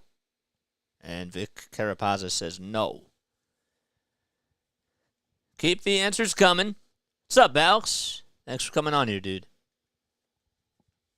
2 balls, 1 strike. Hoffman kicks, fires, and throws it low to sink as a slider at 89. Oof. My goodness.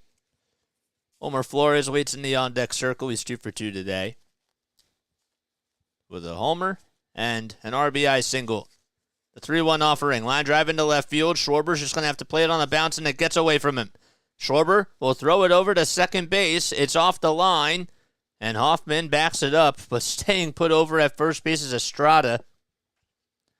Can't believe it. It actually bounced over towards Schwarber's left side as he tried to play it on a bounce. Marsh was there to back him up. Schwarber turned, threw it over to second. The throw was not even close to where Bryson Stott was. And thank goodness that Hoffman backed it up. I'm so shocked, though, that Estrada didn't go. It didn't really bounce too far away from Schwarber, but I thought maybe Estrada could have had a chance. Comes Homer Flores, who takes a strike. And now Estrada will swipe second base. Didn't even see him go. It was a curveball. Let's see. On the very first pitch, he went even before the pitch was thrown. Hoffman probably could have had him picked off. No balls, 1 strike. He looks back to second to Estrada. The 0-1, swing and a miss. And it's 0-2. Yeah, we'll answer it. We'll answer it when we go to the bottom of the 7th. But write down your answers.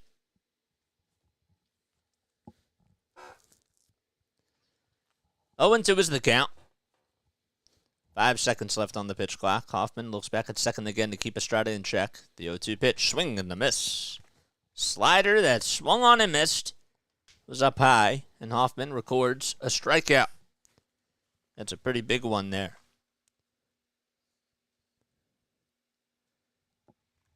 So Rob Thompson will come on out. That's going to be it for Jeff Hoffman here. So they will have Jock Peterson coming in, so they'll have Matt Strahm go up against him. So we have another pitch and change. All right, keep commenting your answers.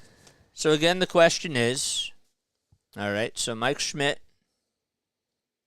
his jersey number was number 20, okay? He wore number 20 throughout his entire career with the Phils, except during his rookie season. And I want to know what jersey number did Mike wear during his first season. That's all I want to know. That's my question. Okay? And while you're at it, hit the thumbs up button, subscribe to the channel, turn on the notification bell icons too, so that way you know when I upload. Please.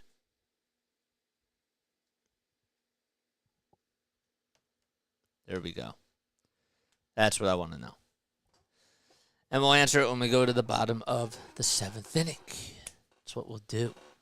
How you guys doing? Not a whole lot of, I mean, I know it's an afternoon game, but chat's been a little bit quiet today. It's not always a bad thing, like when the chat's quiet, but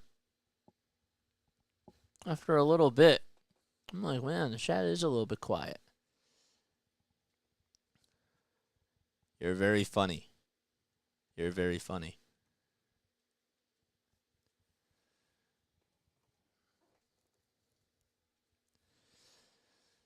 All right.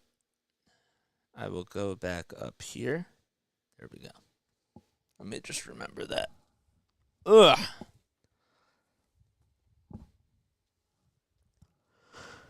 I don't usually yawn. I hate yawning on here. But see, like, when we're not taking breaks, you get to see more stuff, and you get to listen to more stuff. But I think that that's what makes this cool, too. Here's Matt Strahm, who's 8-3 on the season. Get to more of his stats in just a little bit. But he'll have to face a pinch hitter for Jock Peterson. I can't believe that they're doing this again. And I don't understand the philosophy behind it if you're Gabe Kapler, because Peterson, even today, like, he walked.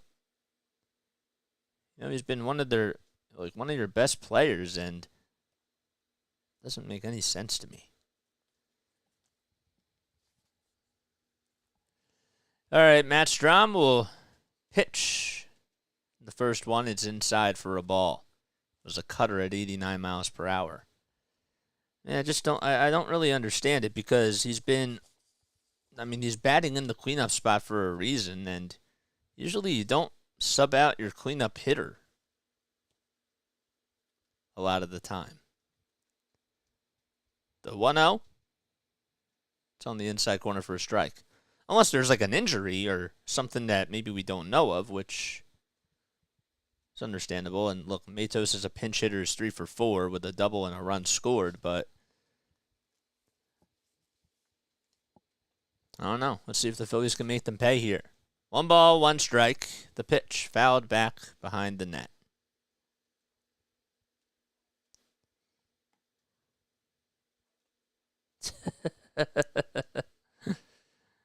Yes. Oh, wow. Nedville advanced? Wow. That's cool. Nobody has said 9-16 yet. 1 ball, 2 strikes to Matos. Luis Matos. Strahm looks back at second. Now back to the plate. The 1-2. On the outside corner. Called strike 3. Strahm got the benefit of the doubt. It was just a little bit outside, but it's a called strike. And he'll certainly take it. Good job by JT, though, to frame it perfectly.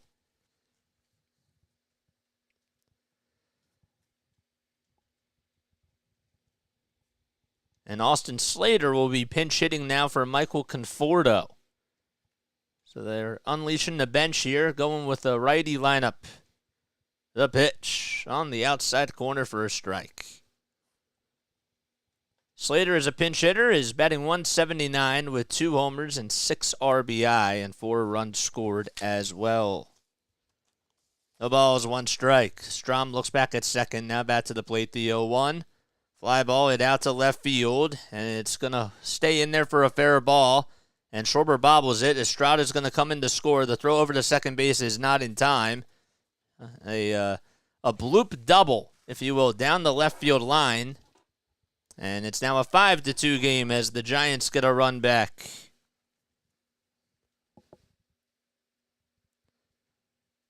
Well, that worked. The pitch actually jammed Slater, and I do have to give him credit because he fought it off and had a lot of power on it. Schwarber just bobbled another ground ball. It wouldn't have really mattered because Slater would have went to second anyways. Comes J.D. Davis, who takes a strike at the knees on the outside corner.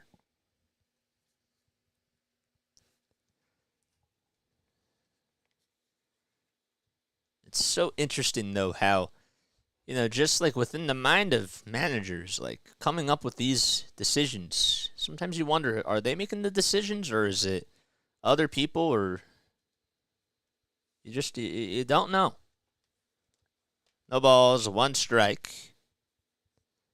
Strom throws it and swung on and missed for strike 2. Slater leads off over at second. Strom trying to look back again. Now back to the plate. The 0-2 pitch. Fly ball it out to right field. It's carrying a little bit, but Castellanos gets under it and makes the catch just about a foot in front of the track. And the inning is over. Austin Slater, though, gets a pinch hit RBI double, and the Giants are back up by 3. So they lead at 5-2, and we go to the bottom of the 7th at the bank. Okay, excuse me. All right, final time. If you guys have not heard the trivia question, we're going to ask it one more time. The Phillies retired Mike Schmidt's jersey number 20, okay? Schmidt wore number 20 throughout his entire career with the Phils, except during his rookie season. What jersey number did Schmidt wear during his first season? That's all I want to know. I'll give you 15 seconds.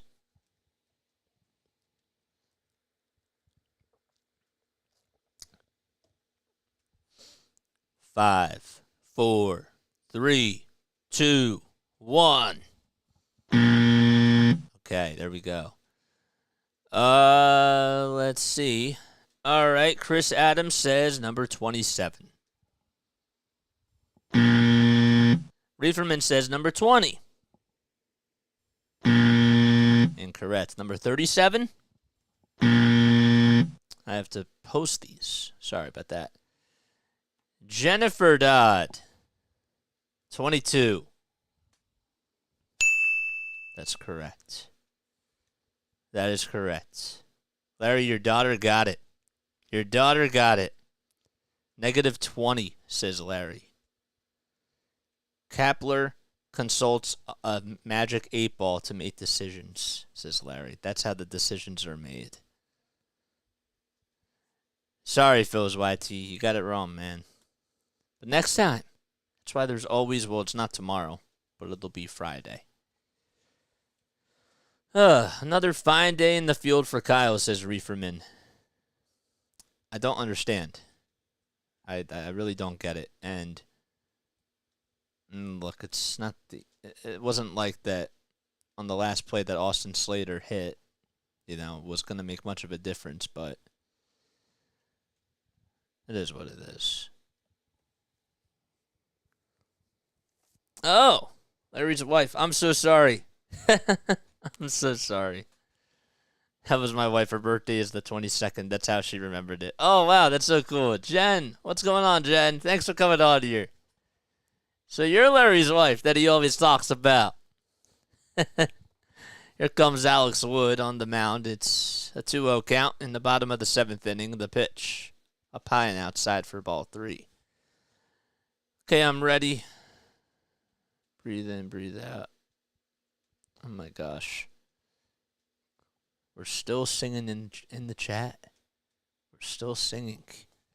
3 balls, 3 balls, no strikes, and the next pitch, it's on the inside corner for a called strike. Shush, say nothing. The pitch, swing gonna miss to Brandon Marsh.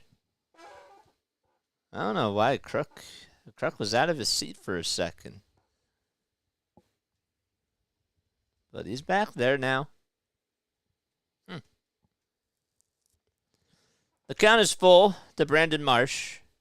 Alex Wood on the mound for the Giants, and the payoff pitch way up high for ball 4. And Brandon Marsh walks.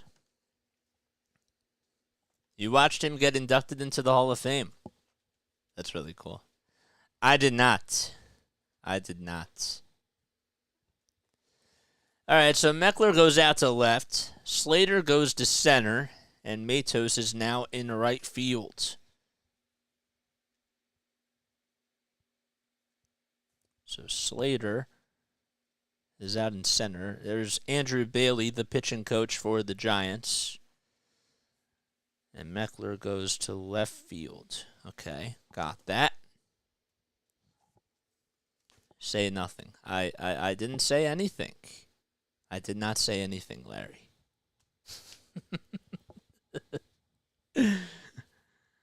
And Richie Ashburn, says Jen.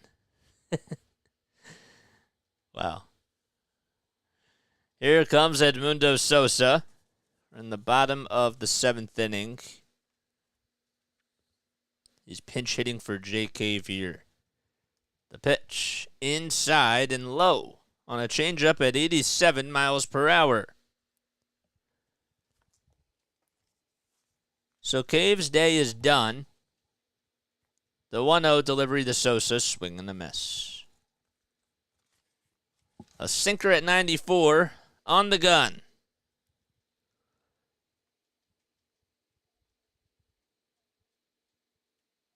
One ball, one strike. Wood looks back at first, and the next pitch, swing and a miss. So that makes the count now 1-2. Do you guys hear this dog barking downstairs? Do you guys hear him? Just out of curiosity. The 1-2 pitch, swing and a miss. And Sosa strikes out. And there's one out. You guys hear a dog barking? Please let me know. Kyle Schwarber's due up. He's 0 for 4 with 3 walks today. 1 out and the runner over at first. And Schwarber comes up and takes the first pitch low and outside for ball 1. Going for it tonight, Red Sox at Astros. I'm going through OBS. There we go. Good. Drop the link. You know the drill. 1 ball, no strikes. And the pitch by Wood. It swung on and missed. You can't hear a dog? Okay. All right. 1 ball, 1 strike to Kyle Schwarber. Wood comes set, kicks, delivers. It's low and way outside for ball 2. Kyle today is 1 for 3.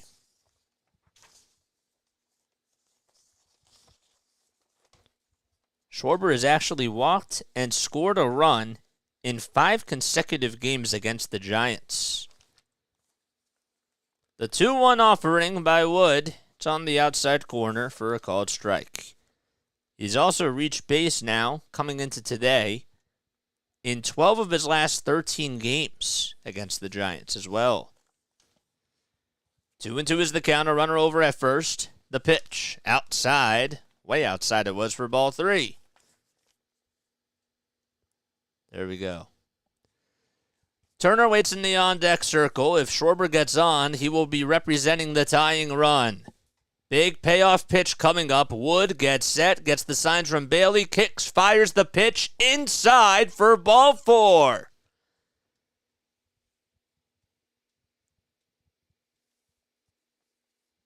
Tyler Rogers loosening up in the Giants bullpen, and the tying run is coming up to the plate. And Gabe Kapler wants to make another move. So Turner is coming up. He homered his last time up. And Schwarber with a nice at-bat as he walks over to first base. And Kapler will get the baseball from Alex Wood. So we have another pitch and change. All right, I will be right back in just a few moments. We got this, says Fisherman Sam. Yes.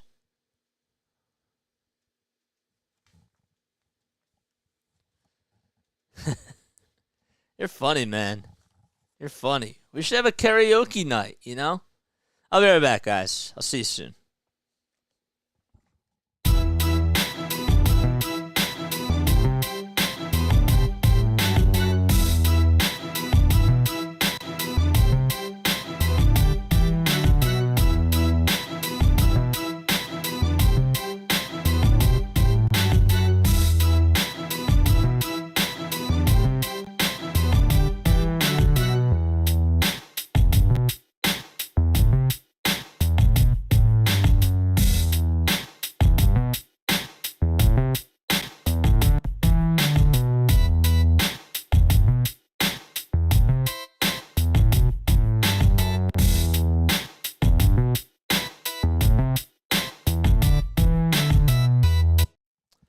All right, big situation here, guys.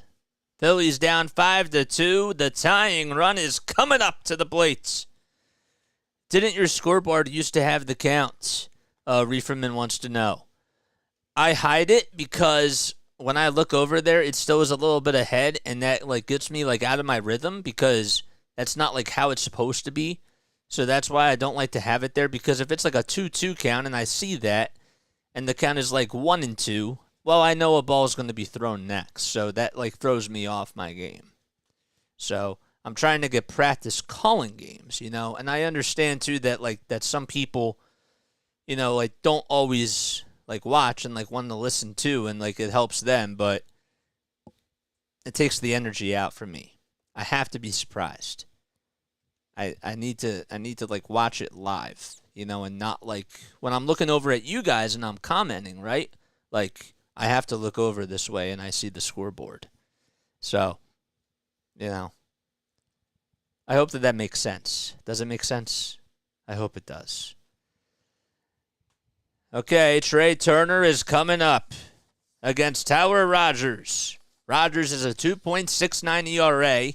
This is the 55th game he has appeared in for the Giants. Marsh leads off at second. And the first pitch to Trea, swinging a fly ball, hit out to center field. Meckler gets underneath it. He'll make the catch. Marsh tags up, and he'll stay put over at second as the throw is made over to shortstop, and Marsh was like, I'm not going. On the first pitch, Turner flies out to center. And here comes Bryce Harper.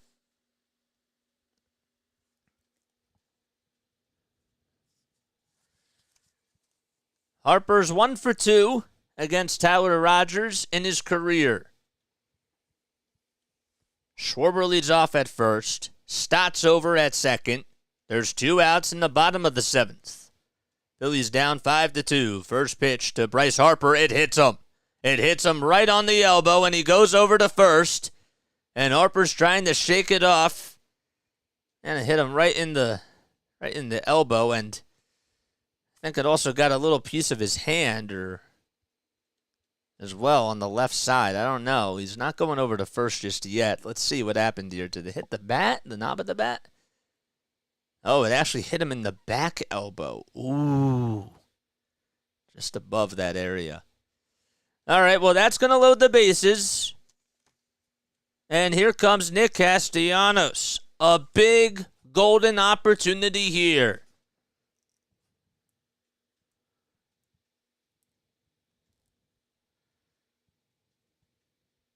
Wow. Just got him right above the elbow on the back elbow. That's what it was. Tyler Rogers with 2 pitches. First, he records a fly out, or he gets Trea Turner to fly out to center field, and on the very next pitch, he hits Bryce Harper. So Stott's at third, Schwarber's at second, Harper's at first, and Nick Castellanos, the table is set for him. Tying runs at first, the go-ahead run up at the plate. The first pitch, it's a slider at the knees for a strike. Nick is 2 for 6 against Tyler Rogers with 2 strikeouts. Tonight he's 1 for 3. No balls, 1 strike. The pitch to Casti. It's outside and high for ball 1. Tyler Rogers, a sidearm type of a pitcher. He's been very dominant, as well as Taylor Rogers for the Giants. That's been their bread and butter, their bullpen. The 1-1 pitch, low and inside. It's getting pretty loud here at the bank. Castee is 2 for 13 lifetime with the bases loaded this season. He does have 7 career grand slams and a .302 career batting average. The 2-1 pitch, grounder hit over to shortstop. That should do it. And the throw over the second, it's in time. Harper really did the best that he could to try to dive into second base. The pitch was low and out of the zone, and the Phillies leave the bases loaded. And we go to the top of the 8th. 5-2 still Giants.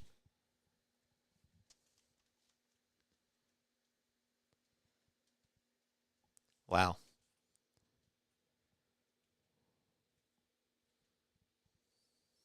Say that now, but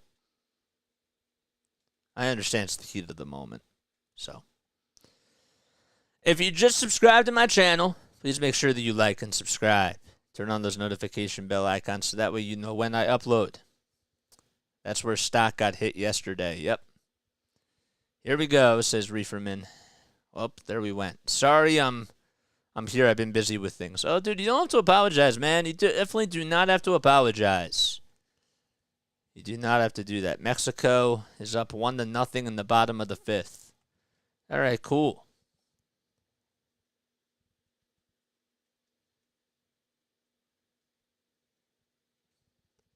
No, I always did. He always gets it at the worst times. I mean, he also don't forget he hit you a go-ahead 2-run home run against the Marlins a couple of weeks ago. He did that.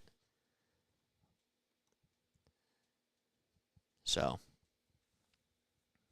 you know, had to open my mouth, says Reeferman. Anderson, what's going on, man? Thanks for coming on here. Had to open my mouth. Okay, now I understand what you mean by that. Phillies have left the bases loaded, or the Phillies leave the bases loaded. Think of how many times you say that this year. It's true. I have to call it like it is. Okay, that's fair. Yep, thank you. I try. You have to, whether it's right or wrong, you have to count what counts. As weird as that sounds. Matt Strahm is out there for his second inning of work. Bohm's playing over at first base now, and Sosa slides over to third. Patrick Bailey batting on the right side. He's a switch-hitting catcher. He's batting lefty most of the day. The 1-0 pitch popped up, hit out to right field towards the line. Castellanos is there, and he'll make the catch right on the track, right by the line for out number 1. If you guys are new to the channel, subscribe and turn on those notification bell icons. That way you know when I upload.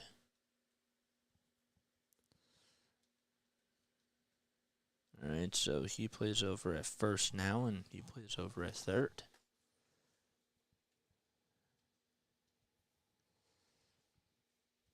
One out, base is empty. Wade Meckler comes up, and he fouls the first pitch off for a strike. There's others I'd rather have up in that bat. Okay. I don't disagree with you, but it's been overall, like, when you look at the overall, like, Nick Castellanos experiment this year, like, overall wise, okay, he has actually had a better year than he has had last year. I'm just saying. The ball's 2 strikes. Meckler, did he check his swing on the 0-2? Nope. It's outside and low for a ball. I'm just making that point. Like, he has actually had a better year, and you can't really replace, like, well, I don't know. The 1-2, it's fouled off. Can you replace a guy in this lineup that has actually, wait, hold up. You're telling me, wait, hold up, Larry. You're telling me that you would rather, that you'd have somebody, that you'd rather have somebody else than somebody that has 21 homers on the team and is also third on the team in RBI. Second, actually. You would rather have him up than like, I don't know, like Trea Turner? 2 balls, 2 strikes. The pitch by Strom. It's low and outside for ball 3. He is second on the team in RBI. And he does have the second most homers on the team. 3-2 pitch. Line drive into right center field, and that's in there for a base hit. Marsh gets over to it, and he throws it back towards the infield. Stop Omar Marsh you'd have up in that situation? Okay. I understand that, but I'm trying to make a devil's advocate case for Nick Castellanos because he is one of their top run production guys. So, you know.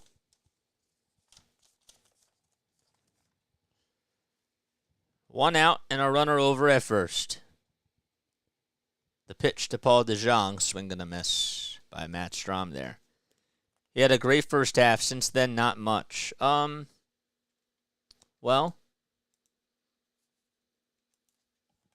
he had a really bad month of July, but this month he's done a lot better.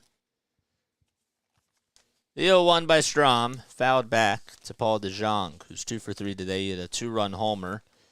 It's his first game as a Giant.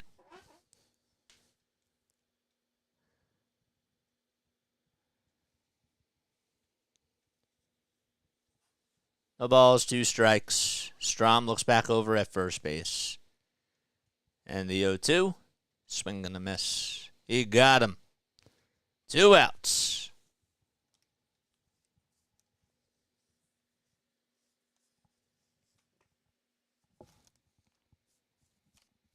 So DeJong strikes out. It was a pretty big pitch.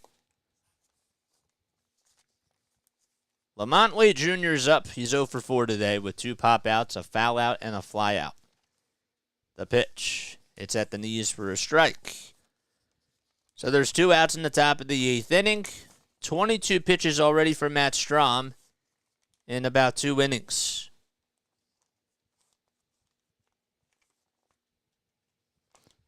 No balls, 1 strike. Strom looks back over at first base.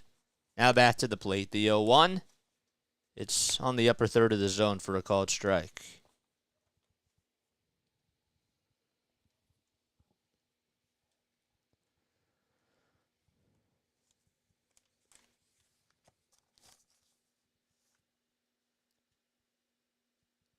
I think almost everybody in the Giants lineup has gotten on today. The 0-2. Line drive base hit into right field for a base hit. Castellanos gets over to it, throws it over to third, but it's cut off by Trea Turner. And that puts runners at the corners.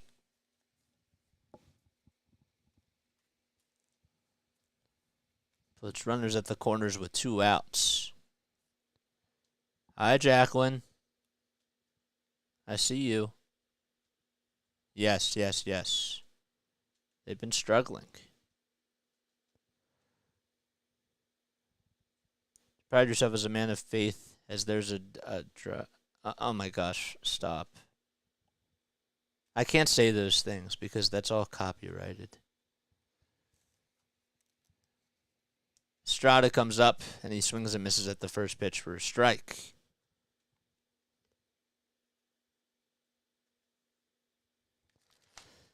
Strom with 25 pitches. Estrada's 2 for 4. He's 2 singles, a run, and a stolen base. Giants are hunting for some more runs here. The 0-1, fly ball it out to deep left center field. Marsh backs up towards the track, and he got a good jump, and he makes the catch. Nice play by Marsh, and the inning is over. We go to the bottom of the 8th. No harm done, and the Phillies are down by 3. Is that a lizard? Where's the word? That statement is copyrighted? I mean, well, maybe it's not. I don't know if it's copyrighted. Probably shouldn't have said it like that. But I don't like repeating quotes that people do say. I do repeat quotes sometimes, but I try not to I try like not to do it as much on here because I don't want to get in trouble. Some of the times like I do say things, it's like I don't really know like how to describe it. Like I know I'm saying this right now, but like I don't believe what I just saw. Like that's a line that somebody used, right? Like it's like a specific thing, or like Bryce Harper, the swing of his life. You know what I mean? Like that's that's how I say it. Or like it is high, it is far. But I understand. Well, actually, that's a signature call. But like, yeah, Jacqueline, I literally just said that I can't answer everybody's chats. It's not just you. Larry just said this. Most of that production was the first half. And I didn't get to that. I didn't get to that. It's raining there? Oh, wow. I don't think it was a quote. What the Nick Castellanos home run thing?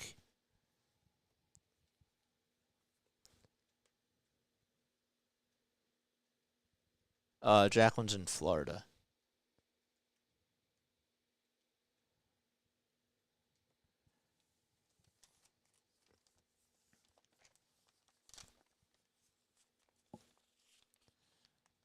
It might not be, but it's been used as a meme for a while.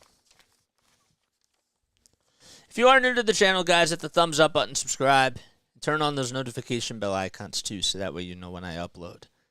Comes Bryson Stott up at the plate. The first pitch by Beck is on the outside corner for a strike.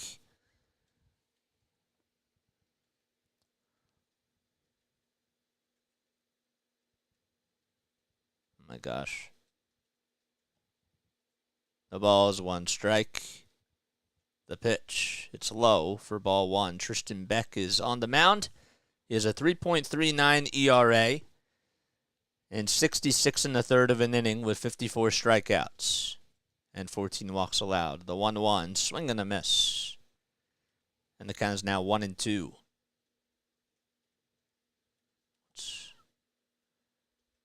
What, JJ, did you just say I'm not fun?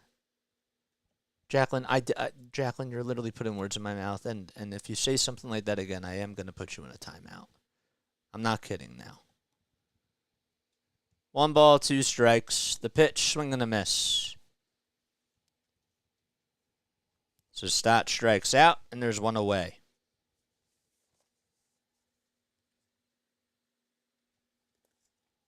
Wesley Chappell, who's that?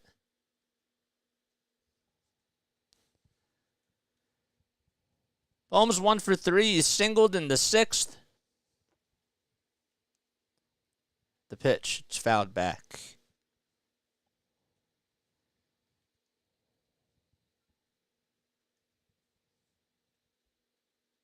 No, I didn't say that, Jacqueline. I just can't get to your comments all the time. But I didn't say that. No. No balls, 1 strike. Beck winds up, kicks, steals, and it's low and outside for ball 1. Bohm is 1 for 3 today. Beck looks back at third. Now back to the plate. The 1-1. It's fouled back. Bohm over his last 7 days is 7 for 27 with a homer, 3 RBI, 11 total bases, and only 3 strikeouts. He's hit the ball hard 2 times today. Both of them were lineouts, but then he singled his last time up. The 1-2. It's off the plate for ball 2.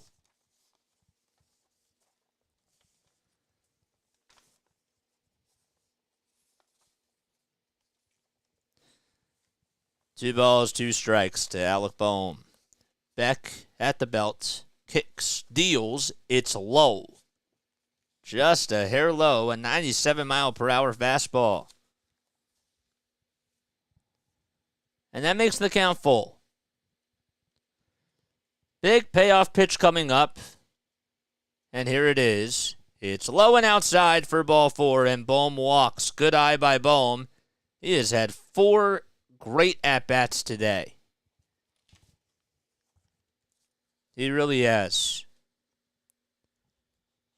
And JT comes up, and this is a guy that really has been struggling, and if there's anything that he can do here to contribute, that would be absolutely awesome.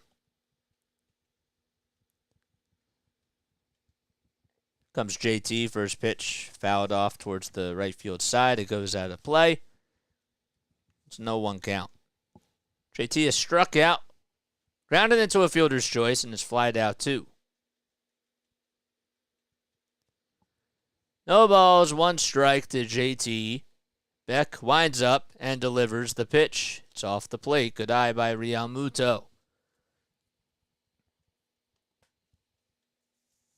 Up next is Brandon Marsh. He's been hitting really well for the Phillies and continues to do that since he came off the injured list. 1-1. And here's the 1-1. Swing and a miss. A sweeper at 82 miles per hour. JT was late. Phillies will take on the St. Louis Cardinals from Friday to Sunday. 1 ball, 2 strikes. The pitch by Beck. Off the plate for ball 2.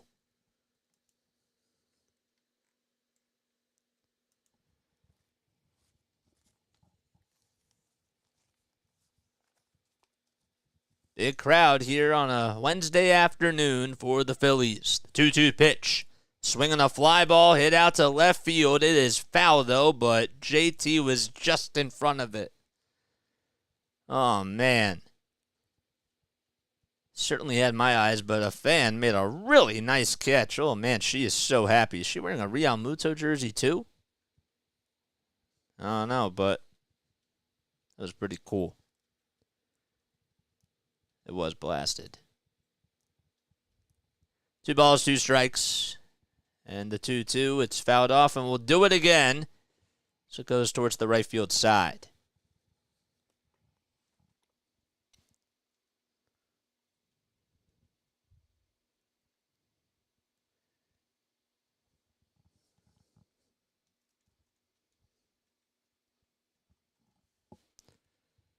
JT will call for time really quickly right here.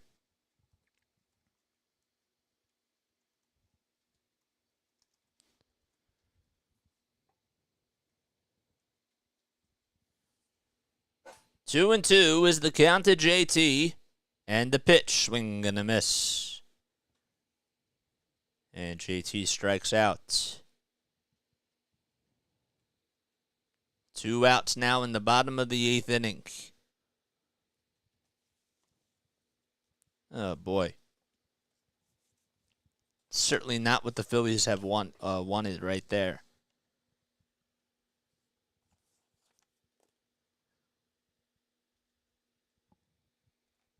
Brandon Marsh comes up to the plate. And the first pitch that he sees is low for ball 1.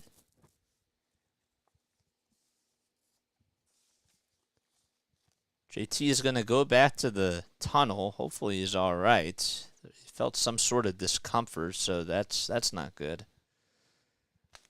The 1-0, it's outside for ball 2, so definitely keep your eyes on that as well.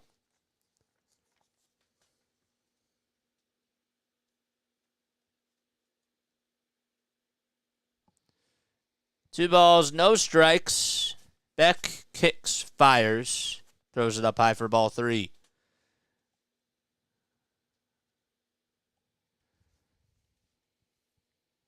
To Brandon Marsh.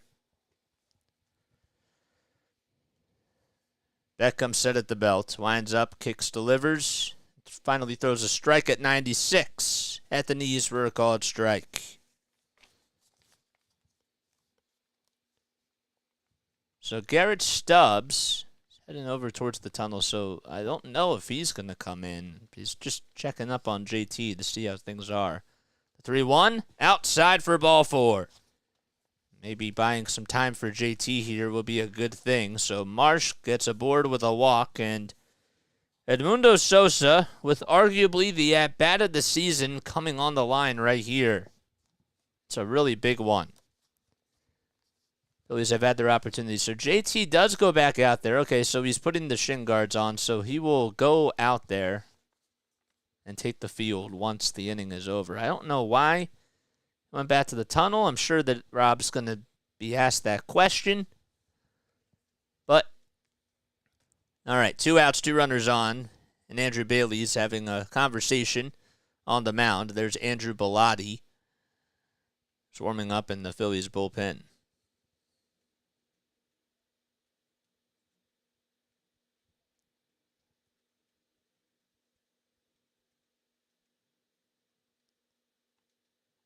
JJ, can I be mod as the walk-up song guy?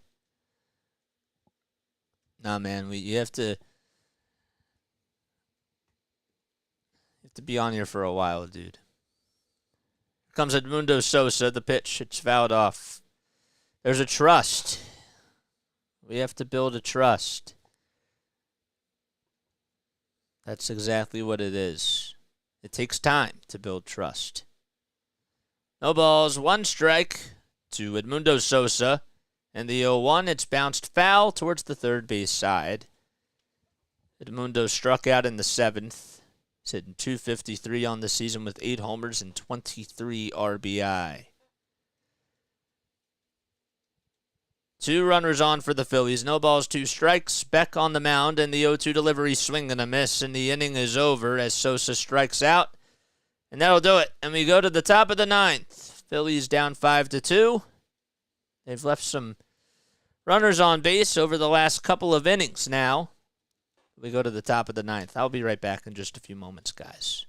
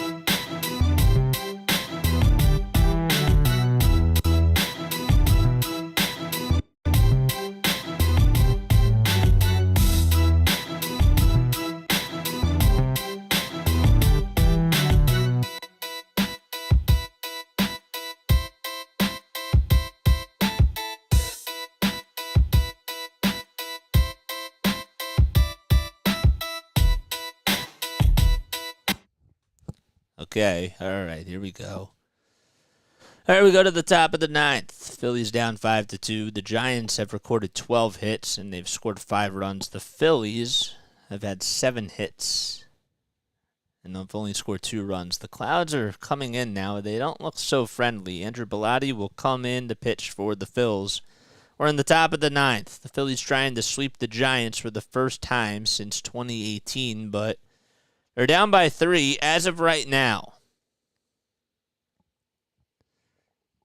Homer Flores will start off the top of the 9th, and the first pitch, swinging a fly ball, it out to left field. It's long foul, though, and that looks like it's going out to the link. Actually, maybe it might stay in there, but it went off the camera, so.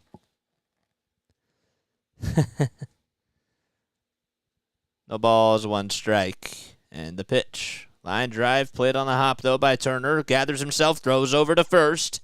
And there's one out. Nice play by Trea Turner. Sandra, what's going on, Sandra? How you doing? Thanks for coming on here, Sandra. I appreciate it. So Bilotti's in there for the Phillies. There's one out and nobody on. And if you just subscribed to the channel, make sure you let me know who you are.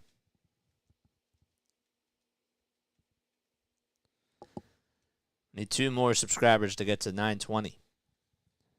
First pitch to Matos is in there for a strike. It's at 94 miles per hour. He came in to pinch hit for Jock Peterson his last time up.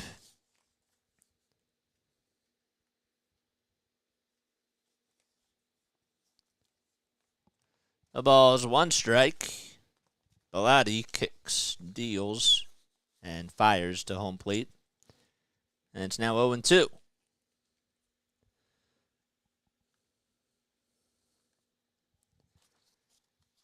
One out, nobody on, no balls, 2 strikes to Matos. Bilotti kicks, fires, and it's low. They having problems with the strike zone graphic again? I think that they just did. 9-17 would be nice for the Phils to get on a win streak. Oh boy. 1 ball, 2 strikes. And the 1-2, it's outside for ball 2. So the Phillies, of course, they're the number 1 wild card team in the National League. The Giants now are technically not even a 3rd wild card team now. 2-2. It's fouled off. The Cubs are 3 games behind the Phillies. The Diamondbacks are a half game above the Giants. And the Giants are also tied now with the Reds as well. 2 balls, 2 strikes to Matos. Bilotti comes set just above the letters. Kicks, fires the pitch. Swinging a fly ball, hit out to deep left center field. Schwarber has room, though. He goes over towards his left side and makes the catch, and there's 2 outs. Yes. What's going on, Billy boys? You got 10K on the Phillies. Oh, boy. How do you guys do it? Like, don't you get scared to, like, throw away money? You know? I guess it's different for everybody, but I'm just curious. Like, how do you guys do it? First pitch to Slater. It's just a little inside for a ball. It's a lot. 1 ball, no strikes. And Bilotti comes set, kicks, delivers. It's swung on and missed for a strike. Billy boys, are you interested in purchasing a fine bridge? Oh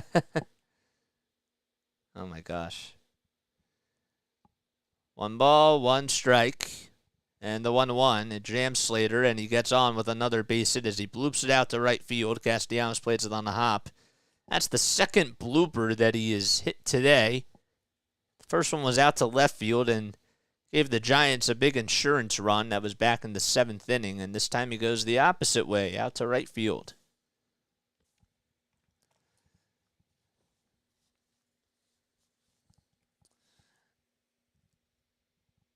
Oh, boy.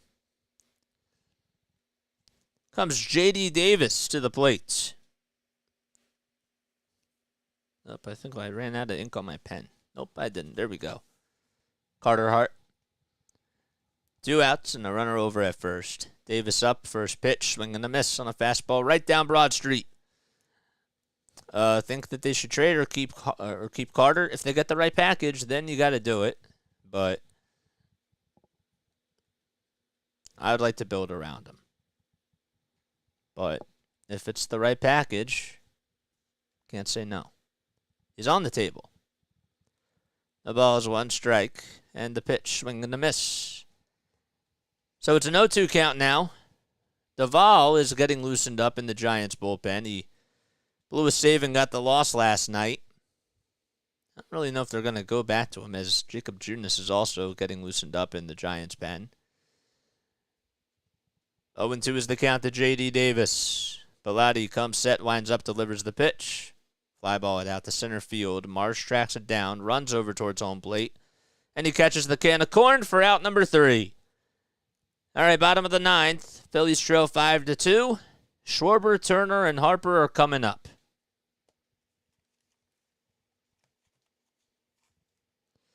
All right, I will be right back in just 1 second. I will be right back. I'll see you very, very soon.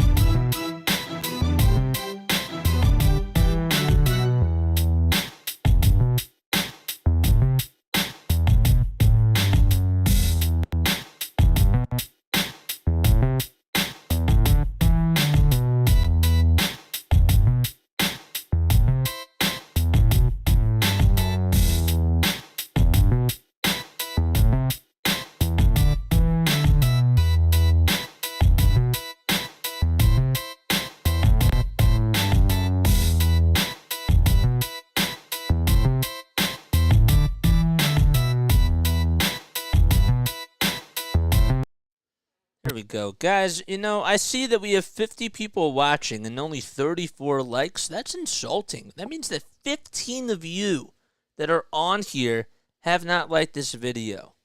You know what you should do right now? You should definitely just hit that thumbs up button. It's literally just one thing that you have to do. We don't ask for too much on this channel, guys. Just hit the thumbs up button, subscribe, and turn on those notification bell icons. You're already on here and you already like this content. So, hit the thumbs up button. And also, we need one more subscriber to get to the 920 mark. All right, here we go to the bottom of the 9th inning. So, Trea Turner, I believe will be on deck, so Kyle Schwarber will lead things off. So, we go to the top of the lineup. There we go. You were dancing to my music? Oh, thanks, dude. You guys are funny, man. I do love you guys. I'm a little disappointed because my notes, I lost all of them. So, we're doing the best we can for today. Jacqueline, of course they don't have to if they want to, but what if you were a content creator? You would want people to tune into your stuff and like it, wouldn't you? Camilo Duvall is going out there on the mound for the Giants. He blew the save last night for them. He has 33 saves and 39 opportunities. Here comes Kyle Schwarber up at the plate. First pitch to Kyle is way inside for a ball.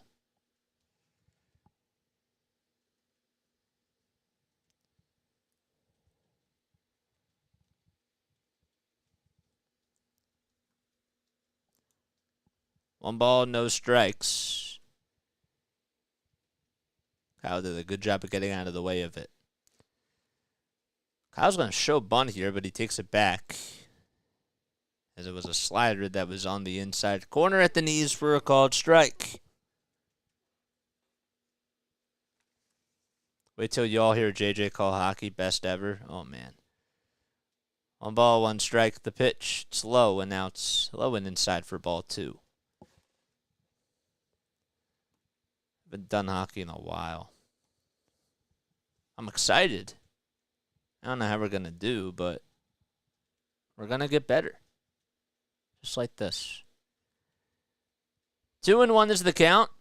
The pitch up high and outside for ball 3. Lifetime against Camilo Duvall.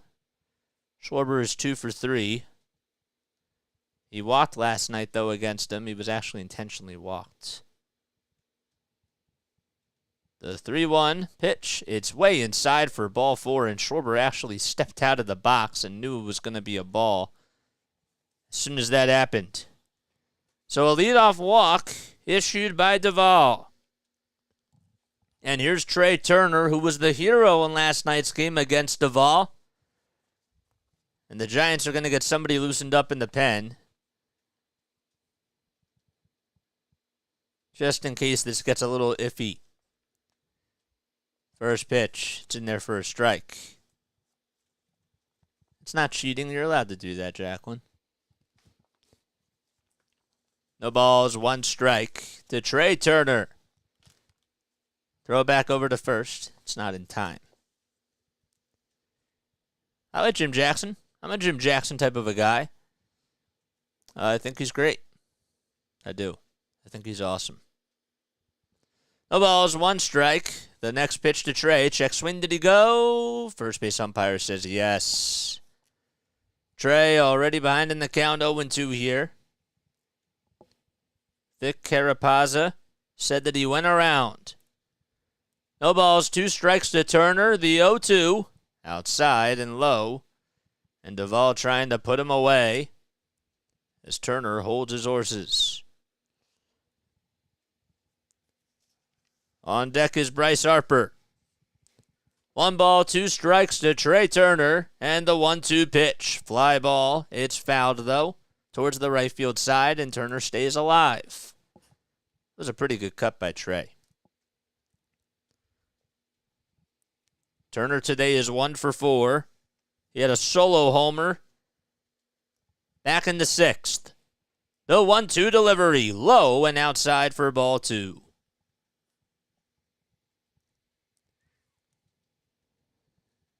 Kapler, he's literally standing right in front of the rail on the first step. So this is probably going to be his last batter, I assume, for Duvall. 2-2 pitch, way outside for ball 3. That was about a couple of feet off the plate. And it's now 3-2. Bailey and Kapler. Kapler is having some words with him. Doesn't look like it's anything too bad, but I don't know. 3 balls, 2 strikes. The next pitch outside for ball 4. Back-to-back walks issued by Camilo Duvall. And Andrew Bailey's going to go out there to try to calm him down. See if the Phillies can try to take advantage of this. How about this? So Schwarber's over at second. Turner's over at first. Andrew Bailey and the translators are going to go out there to talk things over with Duvall here. He is definitely not himself. You can see it on so many different levels. Some of his pitches are just way off, and now Bryce Harper comes up. The meat of the lineup coming up for the Phillies. And Castellanos most likely wants redemption. He's in the on-deck circle. Got to be patient here. You see what's happening, so this is a golden opportunity. Wait for your pitch. Harper's 1 for 2, lifetime against Duvall with a home run. Schwarber's at second. Turner's at first, and Harper's going to call for time here. And he gets his wish granted. Hit the like, hit the subscribe button. Now go, people, do your thing. We need 1 more subscriber to get to the 920 mark. Nobody out in the bottom of the 9th. 2 runners on. Duvall against Harper. A big matchup here. First pitch, swing and a miss, and the pitch was low. And alive. It was a slider at 90, and it was low. And you can't just take a pitch? No balls, 1 strike. Duvall looks back at second. Now back to the plate. The 0-1, way up high for ball 1. See, that's what I'm talking about. That was a foot above the strike zone. Nobody out in the bottom of the 9th. Tying run up for the Phillies. It's Bryce Harper. The 1-1 pitch, low and inside for ball 2. And now you think to yourself, it should be a 3-0 count. Fans are standing on their feet. The Phillies, do they have another comeback in them? 2 balls, 1 strike to Bryce Harper. 8 seconds left on the pitch clock. Duvall gets the signs from Patrick Bailey. Gets set just below the letters. Kicks, fires the 2-1 inside for ball 3.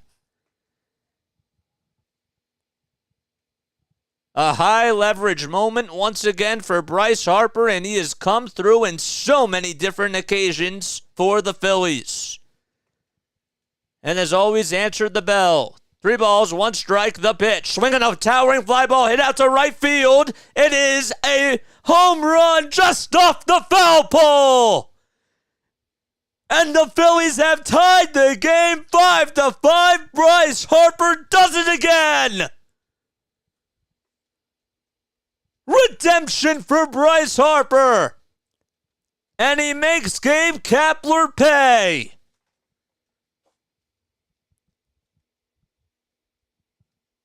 5-5 in the bottom of the 9th in this crazy game for the Phillies.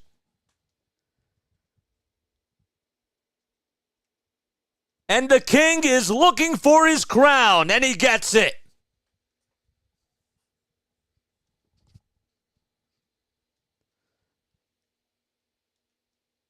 Hanging breaking ball left out, and Harper's like, I got it, and launched it into outer space. It barely hit off the foul pole. Ringing the bell for the Phils.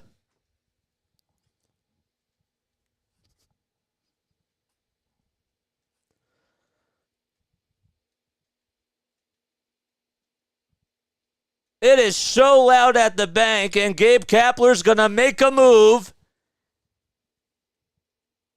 And we have a pitching change. Let's go. Let's go. Oh, man, I got to catch up to all these comments. Oh, boy. What's going on? Guys, if you're new to the channel, subscribe, hit the thumbs up button, turn on the notification bell icons. Let's go. Let's go. The Giants are shook. You're making an edit of this? Oh, man. Let's go. I see what Larry's doing there. It is live. Let's go. Let's go, man. Guys, if you love sports, then give it a like. I can't believe Bryce Harper came through again. The King got his crown. Let's go, baby. Bryce Harper with a bomb. I called it. Let's go. Let's go. If I may, can y'all help me out? Yes. Please, guys, please go subscribe to Snowman Multimedia. Bedlam at the... Yes, let's go. Let's go. It's not over yet. Yes, you're right, but man. Wow. What a great team. The King got his crown, guys. He got his crown. Woo! That's awesome. Still nobody out. Ronnie, what's going on, Ronnie? How you doing, Ronnie? Been listening to you for a while. I've been mowing the lawn and almost ran over my foot when you called the home run. Let's go. All right, Nick Castellanos trying to be the walk-off hero. A brand new ball game in the bottom of the 9th with still nobody out. First pitch, it's low and outside, and Jacob Junis comes in. Well, Bryce Harper made the Giants pay again, and the 1-0 pitch is swung on and missed. You can literally tell as clear as day that he was just not himself, Duvall. 1 ball, 1 strike, and the 1-1 swing and a miss. Junis is pitched in 33 games, 69 2/3 of an inning. You had no faith in me. Let's go, man. 1 ball, 2 strikes to Castellanos, who's 1 for 4 today. Haven't seen Liam today. The 1-2, it's slow and outside for ball 2. I forgot. I literally didn't even write down Harper's home run. I've been forgetting. I forgot to do that. 2 balls, 2 strikes to Castellanos. The pitch, line drive into left field for a base hit, and the winning run is over at first base. There's Liam. There he is. And Bryson Stott's coming up now to the plate.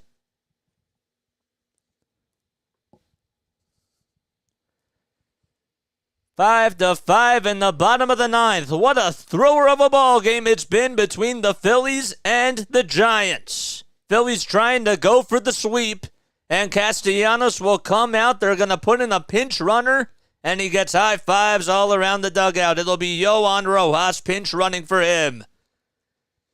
Nobody out, still in the bottom of the 9th. The winning run is over at first base. Some magic for the Phillies. Bryson Stott is up at the plate. Junis against Stott. Who will win the battle? 5 seconds left on the pitch clock. The throw back to first. It's not in time, and I believe because the pitch clock was winding down, Junis just wanted to do that just to have the pitch clock reset.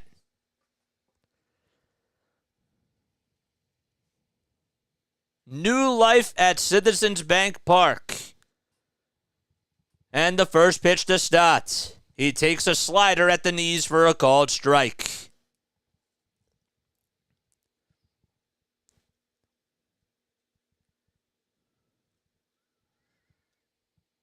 No balls, 1 strike to Bryson Stott. Rojas over at first. Comes in the pinch run for Castellanos. The 0-1 just up high. Good eye by Bryson Stott. It was a changeup at 88. Thumbs up, subscribe, turn on those notification bell icons, guys. Please and thank you. It's 5 to 5 in the bottom of the 9th. A runner over at first. The 1-1 pitch to Stott. Line drive into left field, and coming on to make the diving catch is Slater. Oh, man, what a catch that was. Out in left field for out number 1. Man, Meckler, that was there. Excuse me. Slater's out in center. Meckler was in center field, but he is now in left. What a diving catch that was. Stott hit it hard. It was on the nose, and that's a big out for the Giants. And now here comes Alec Boehm. 1 out now, and a runner at first. It's Rojas. Do you go here? That's the question. The first pitch to Boehm. Swinging the fly ball, hit out to deep right center field. It's going back to the track, to the wall, and making the catch is Slater. Oh, my goodness. Unbelievable. What a catch. Right at the out-of-town scoreboard. He got a great jump on it, too. Just got to tip your cap. Just was there at the right time and banged into the wall. And there's 2 outs now. That is crazy. Here comes JT Realmuto. He's 0 for 4 today, and he takes a strike. It looked like it was outside, but it's a slider at 86. So Boehm has hit the ball so sharply every time he's come up, and he's gotten 3 unlucky hits that have resulted in outs. Throw back to first to try to get Rojas. It's not in time. See, in this scenario, I don't know why you wouldn't run here if you're Rojas. 2 outs. The winning run's over at first. No balls. 1 strike to JT Realmuto. And the 0-1, it's outside and low. The throw over the second to try to get Rojas. It's off the line, and Yohan Rojas dives in there safely. And the winning run is in scoring position. Probably heard me. That's why you put him in.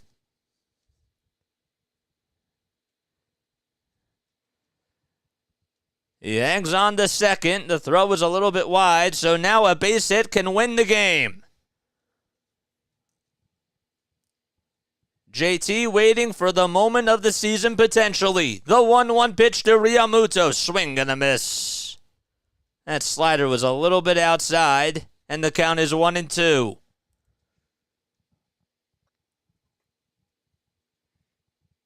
Rojas at second.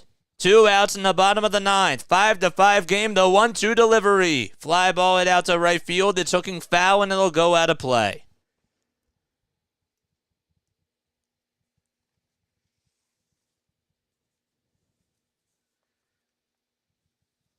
JT has not had a walk-off this season.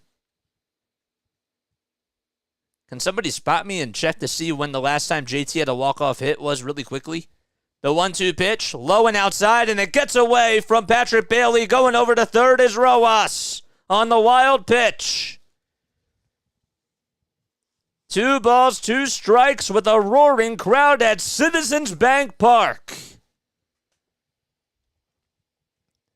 2 balls, 2 strikes to Realmuto. The winning run is over at third base and 90 feet away.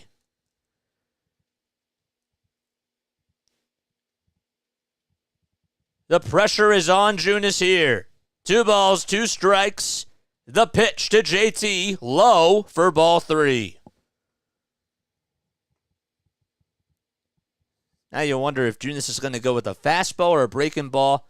JT, actually, okay, it says it right here. His last walk-off hit was against the Orioles. It was a 2-run triple in 2021. The 3-2 pitch. Swing and a miss. That was a foot off the plate. Oh, man.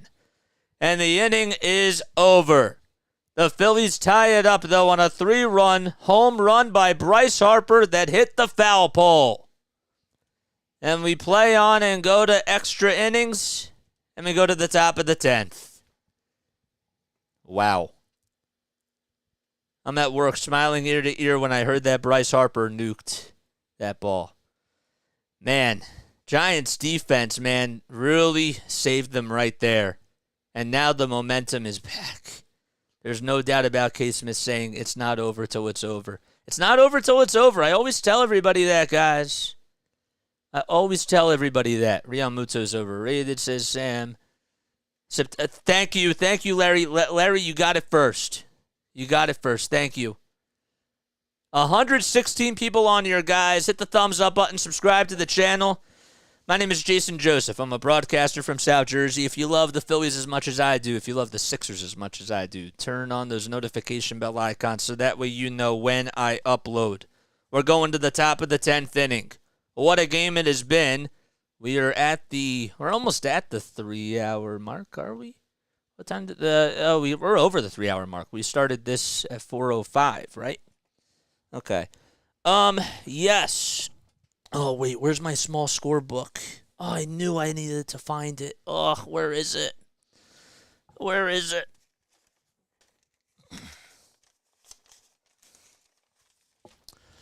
All right. Oh, boy.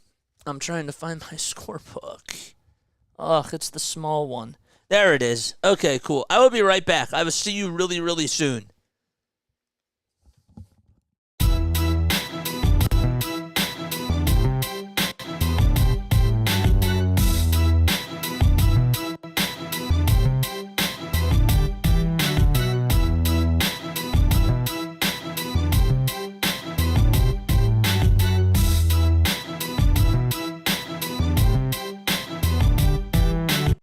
Okay, I am back. I'm back. Here we go. Okay, cool.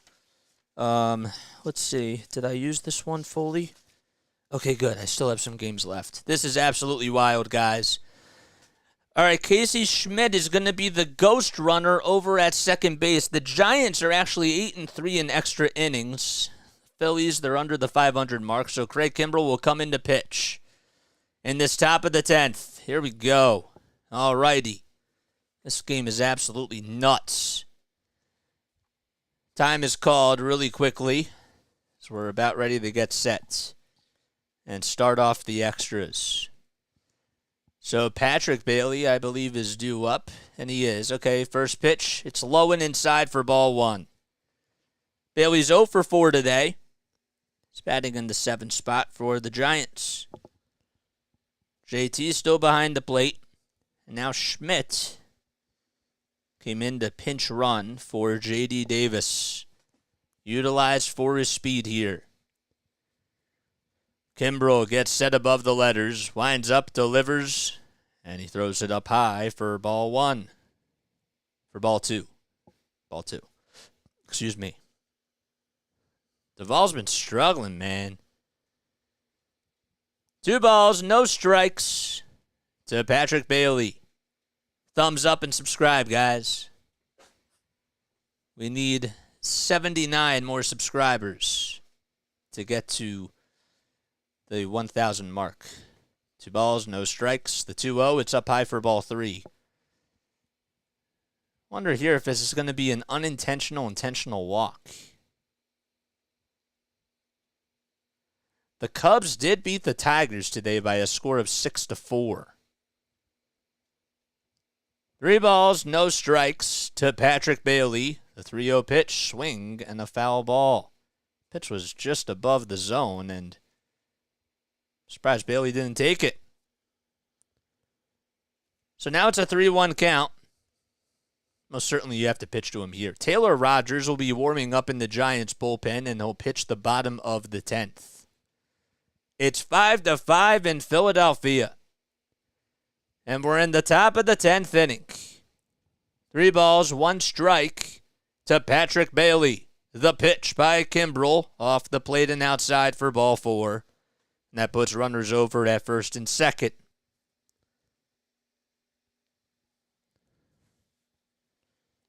So Wade Meckler is now due up. There we go. Meckler today is 2 for 3 with 2 singles, a walk, and 2 runs scored as well. A double play would be a Phillies' best friend right here. 2 runners on, nobody out. First pitch ends up getting away. Actually, it hit him on the back foot. That's going to load the bases, so it's a dead ball. It got away from JT.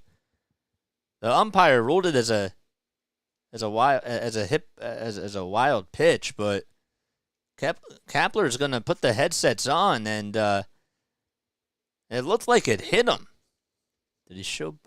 Yeah, it hit him right on the foot. He did move his back foot. Are they saying that he leaned into the pitch? No, he didn't. It hit him right on the back foot, and it got away from JT, so that should just be a hit by pitch. But the Giants are going to challenge it.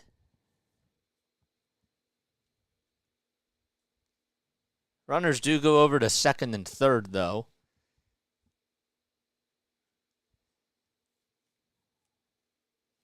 So, Vic Carapazza and Jacob Metz are talking with New York to see what they are going to rule here.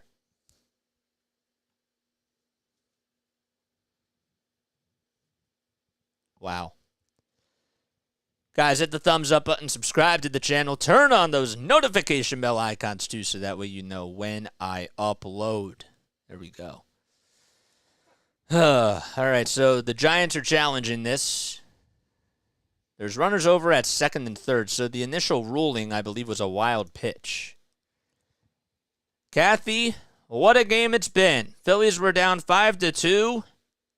Bryce Harper had a 3-run homer to tie it up in the bottom of the 9th, and the Phillies were not able to score anymore or walk it off. So now the bases are loaded for Craig Kimbrel as the call is going to be overturned. Rob Thompson is going to go out there to talk with Craig Kimbrel here. They're not going to take Kimbrel out. I don't know what this discussion is for, so I'm curious. We'll talk about it during the press conference.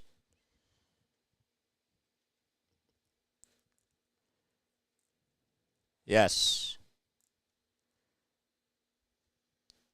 Phillies were down 3-0. Alex Cobb retired the first 11 batters that he faced. And then the Phillies hit back-to-back homers in the bottom of the 6th inning on back-to-back pitches from Kyle Schwarber and Trea Turner. The Giants would then get another run. Back in the 7th inning. Here comes Here comes the next batter for the Giants, and the first pitch is swung on and missed. Haven't introduced him yet. It's now no balls, 1 strike to Paul DeJong. There we go. DeJong is 2 for 4 today, making his Giants debut. Was just DFA'd by the Toronto Blue Jays. The 0-1 on the outside corner for a called strike. It's 5-5 in extra innings. The Giants have the bases loaded. We're in the top of the 10th. The Phillies came back and tied it in the bottom of the 9th, and Camilo Doval had his second blown save in a row. No balls, 2 strikes. Big pitch for Kimbrel here. Here it is, the pitch. Fly ball hit out to right field. It's looking foul, and it'll go out of play. What a catch by that fan, though. Oh, boy. All right. Boy, we got a lot of people on here. Guys, hit the thumbs up button, subscribe to the channel, turn on those notification bell icons. Also, if you would like to donate, feel free to leave a super chat down below as well. No balls, 2 strikes. Bases are loaded in the top of the 10th. 8 pitches for Kimbrel so far. He's trying to get a big out here. DeJong at the plate. The 0-2 delivery. Swinging a fly ball. Hit out to left center field. It's going to split the gap, and that's going to drop in for a hit. 1 run comes in to score. 2 runs will now come in to score. Turner gets over to it. And it's now a 7-5 game on a 2-run single by Paul DeJong. And that puts runners at the corners.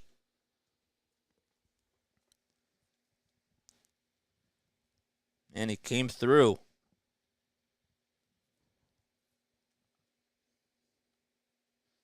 He really came through. Wow. 7-5. Runners at the corners. And the first pitch to Lamont Wade Jr. It's fouled off the foot. It was on a 0-2 count, too. I mean, with those types of pitches, you can play with fire a little bit. So I was a little surprised that they didn't go outside.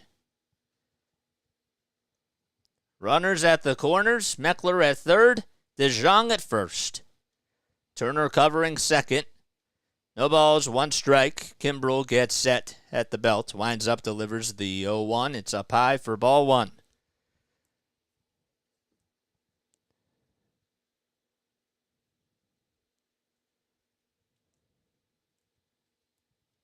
One and 1 is the count. Kimbrel gets set above the letters, gets the signs from JT, kicks, fires, swing and a miss. The knuckle curve was in the dirt. The count is 1-2. What a game it has been between the Giants and the Phillies.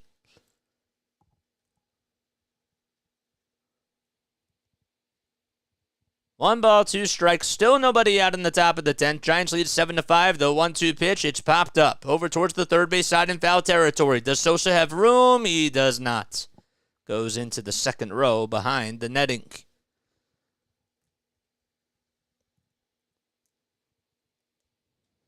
Lamont Wade Jr. is 1 for 5 today.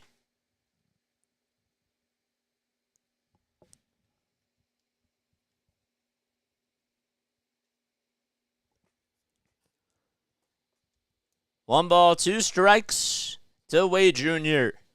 Kimbrel gets set, kicks, deals, it's upstairs.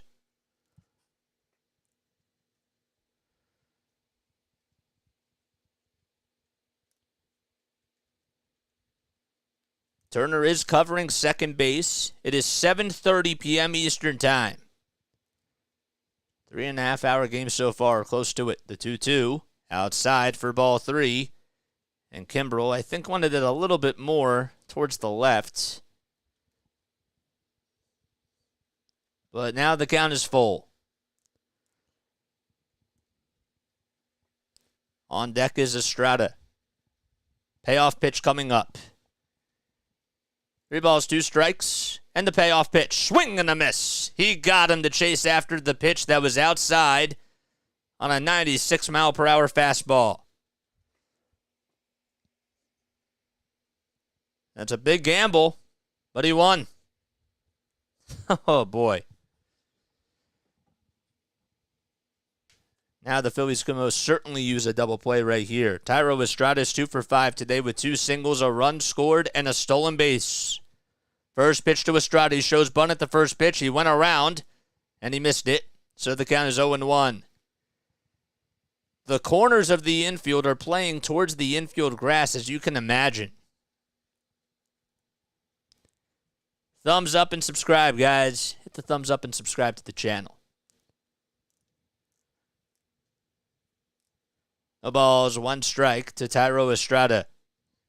And the pitch. Bouncer, it's fouled. Rishi, no spoilers in the chat, my guy. We can come on here and have fun. No spoilers, my guy.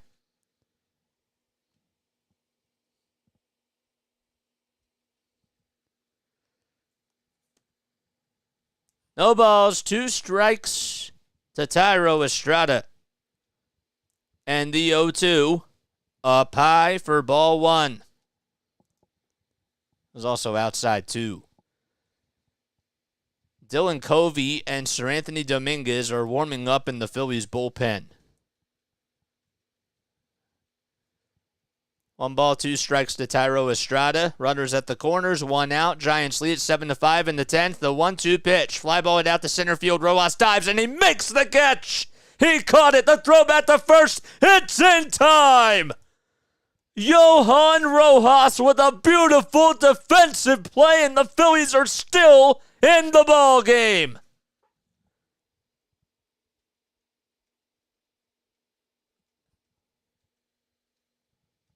And we go to the bottom of the 10th. That was absolutely sensational for Johan Rojas. And Bohm did a good job at digging it out. Did he keep his foot on the line? He did. The question is, does the run count? Yep, it does. Rob Thompson and the umpires are talking things over. It is 8-5 because the run did come in to score before the out was recorded back at first. In real time, you can't see it when you're only getting one side of the monitor.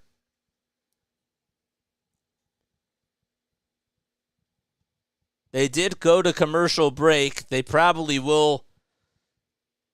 I don't know what the heck the scoring was.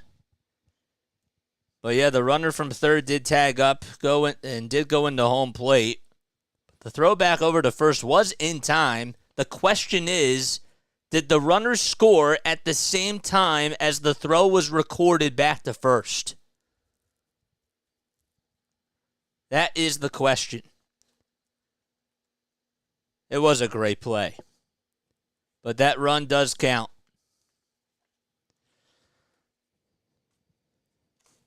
That's huge.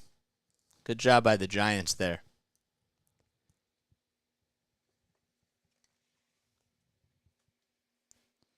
So that is technically a sacrifice fly, correct? Is that technically a sacrifice fly double play? Because the runner did tag up and score.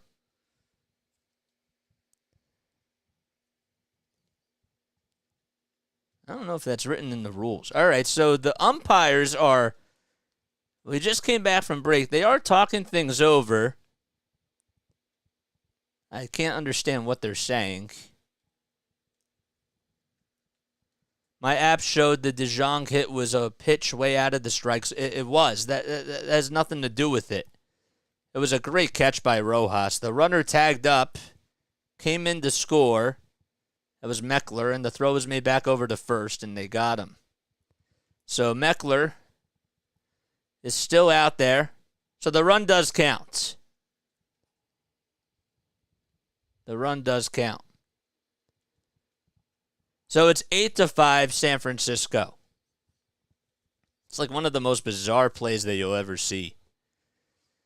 All right, the tying run is on deck. The ghost runner for the Phillies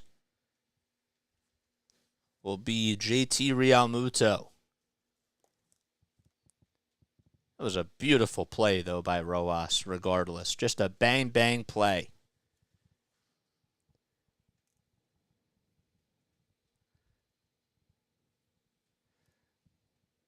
All right, please like and subscribe, guys. Turn on those notification bell icons, too, so that way you know when I upload. 8-5 as we go to the bottom of the 10th, and Brandon Marsh will be coming up. So the Giants scored 3 runs in the top of the 10th inning, and the Phillies, will they have some sort of redemption? Taylor Rogers will come in to pitch. He has a 2.74 ERA. He is 6-4 on the season. He is 1-for-1 in save opportunities.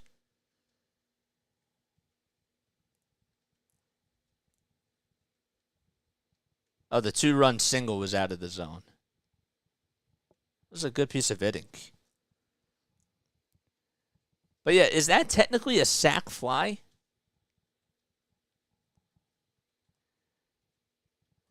That I don't know. It's 8-5 San Francisco. If we lose after that Harper homer. Oh, man. Well, it's not over yet. Phillies are down to their final 3 outs, and it's sort of like the same thing that happened in the 9th, except this time there's a ghost runner. And Brandon Marsh is up. He's gotten on base 3 times today. He has singled and walked twice. We're in the bottom of the 10th. The Phillies trail 8-5 against the Giants.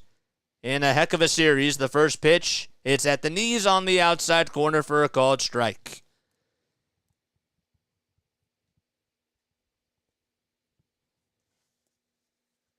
Sosa waits in the on-deck circle. The 0-1, it's outside, way outside for ball 1. Taylor Rogers did pitch in last night's game for the Giants. 1-1 is the count to Marsh. Defense playing him to pull over towards the first base side. The 1-1, it's outside for ball 2. Was a sweeper at 80 miles per hour. So if Marsh gets on, the tying run will come up again to the plate for the Phillies. 2 balls, 1 strike to Marsh. Rogers looks back at second. Now back to the plate, the 2-1 delivery. Line drive into left field. It is a foul ball, though, and the count is 2-2.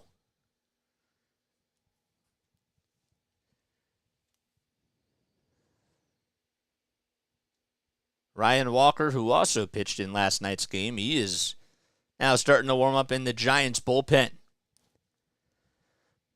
2-2 is the count. Rogers gets set, kicks, fires, and it's just laid off by Marsh. Oh, man.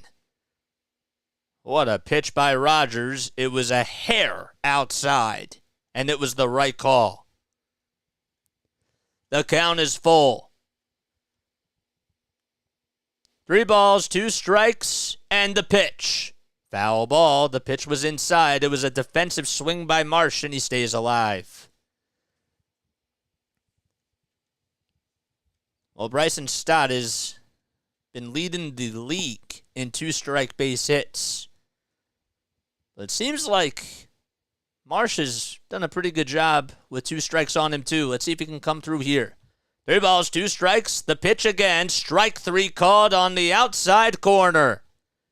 It was a sinker on the outside corner of the plate at 94 miles per hour.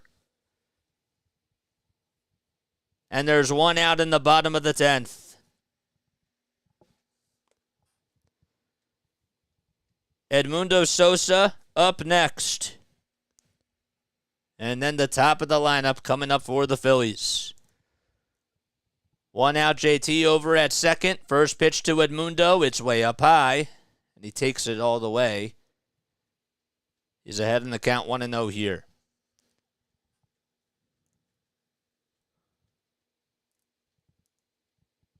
The 1-0 offering by Rogers. Swinging a towering fly ball. Hit out to deep left field. Is it deep enough to go?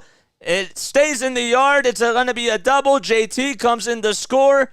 Thought maybe it had the distance, but it did not. It just stayed in the yard, but it's an opposite field double for Edmundo Sosa. Even the camera operator thought it was going to go.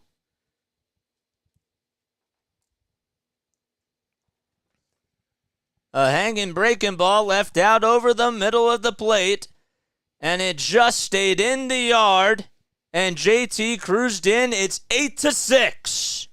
They're not done yet. And here comes Kyle Schwarber. First pitch to Schwarber. It's a strike. A sinker at 94. Sosa leads off at second base. No balls, one strike. JT getting checked out by the trainer again. The 0-1 pitch to Kyle. A sweeper at the knees, and the count is 0-2. Schwarber's 1 for 3. Hit a solo homer, has walked twice, and scored 2 runs. Big pitch coming up here. Rogers looks back at second.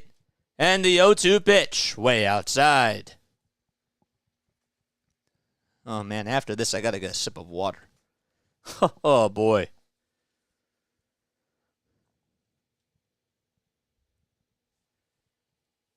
One ball, 2 strikes, 1 out in the bottom of the 10th. Phillies down 8-6. A runner at second, the 1-2 to Schwarber. It's a strike 3 called at the knees. And Schwarber goes down looking. And now the Phillies are down to their final out. And Gabe Kapler wants to make a move, and he will signal to the bullpen once again. An emotional roller coaster between 2 teams competing for a playoff spot. And we'll be right back.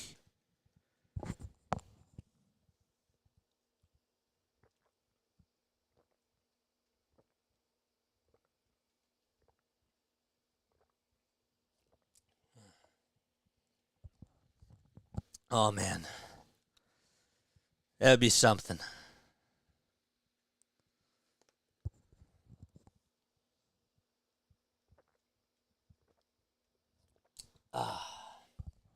Guys, how many people do we have on here? How many people do we have on here? Oh, boy. If you are new to the channel, like and subscribe. Turn on those notification bell icons. We have 109 people on here. That means that 35 of you, 45 of you, 48 of you have not liked this video yet. What are you guys waiting for? Come on. I'm a broadcaster from South Jersey. My name is Jason Joseph. This is Play-by-Play with JJ. We need 8 more subscribers to get to 930, 110 people on here. Oh, man, let's go. Excuse me. Oh, man. Judge hit 2 homers. Wow, that's crazy. Oh, boy. So my name is Jason Joseph. This is Play-by-Play with JJ. I'm a broadcaster from South Jersey. Been calling Phillies games on here for, I started this channel 8 months ago called Sixers Basketball, Phillies Baseball. We also do Flyers hockey and Patriots football as well. Trea Turner. Well, he was the hero in last night's game as he walked it off for the Phillies. Can he come through again this time? The tying run is over at second base. Ryan Walker will be pitching now for the Giants. He's actually 0 for 1 in save opportunities here. He has a 2.15 ERA. And he'll have to face Trea Turner, and the Phillies are down to their final out. So Turner will come on up. If he comes through here, I don't know what to say. He hit a home run back in the 6th. He steps into the box. First pitch coming up. Here it is. It's out. Oh, it was outside, but it's a called strike. Oh, boy. No balls, 1 strike to Turner. Sosa leads off over at second. Phillies down to their final out. The 0-1 pitch to Turner. Swing and a miss, and now the Phillies are down to their final strike. Oh, boy. No balls, 2 strikes to Trea Turner. It's 8-6. Sosa leads off at second, the 0-2 outside, and Turner takes it all the way. And the count is 1-2.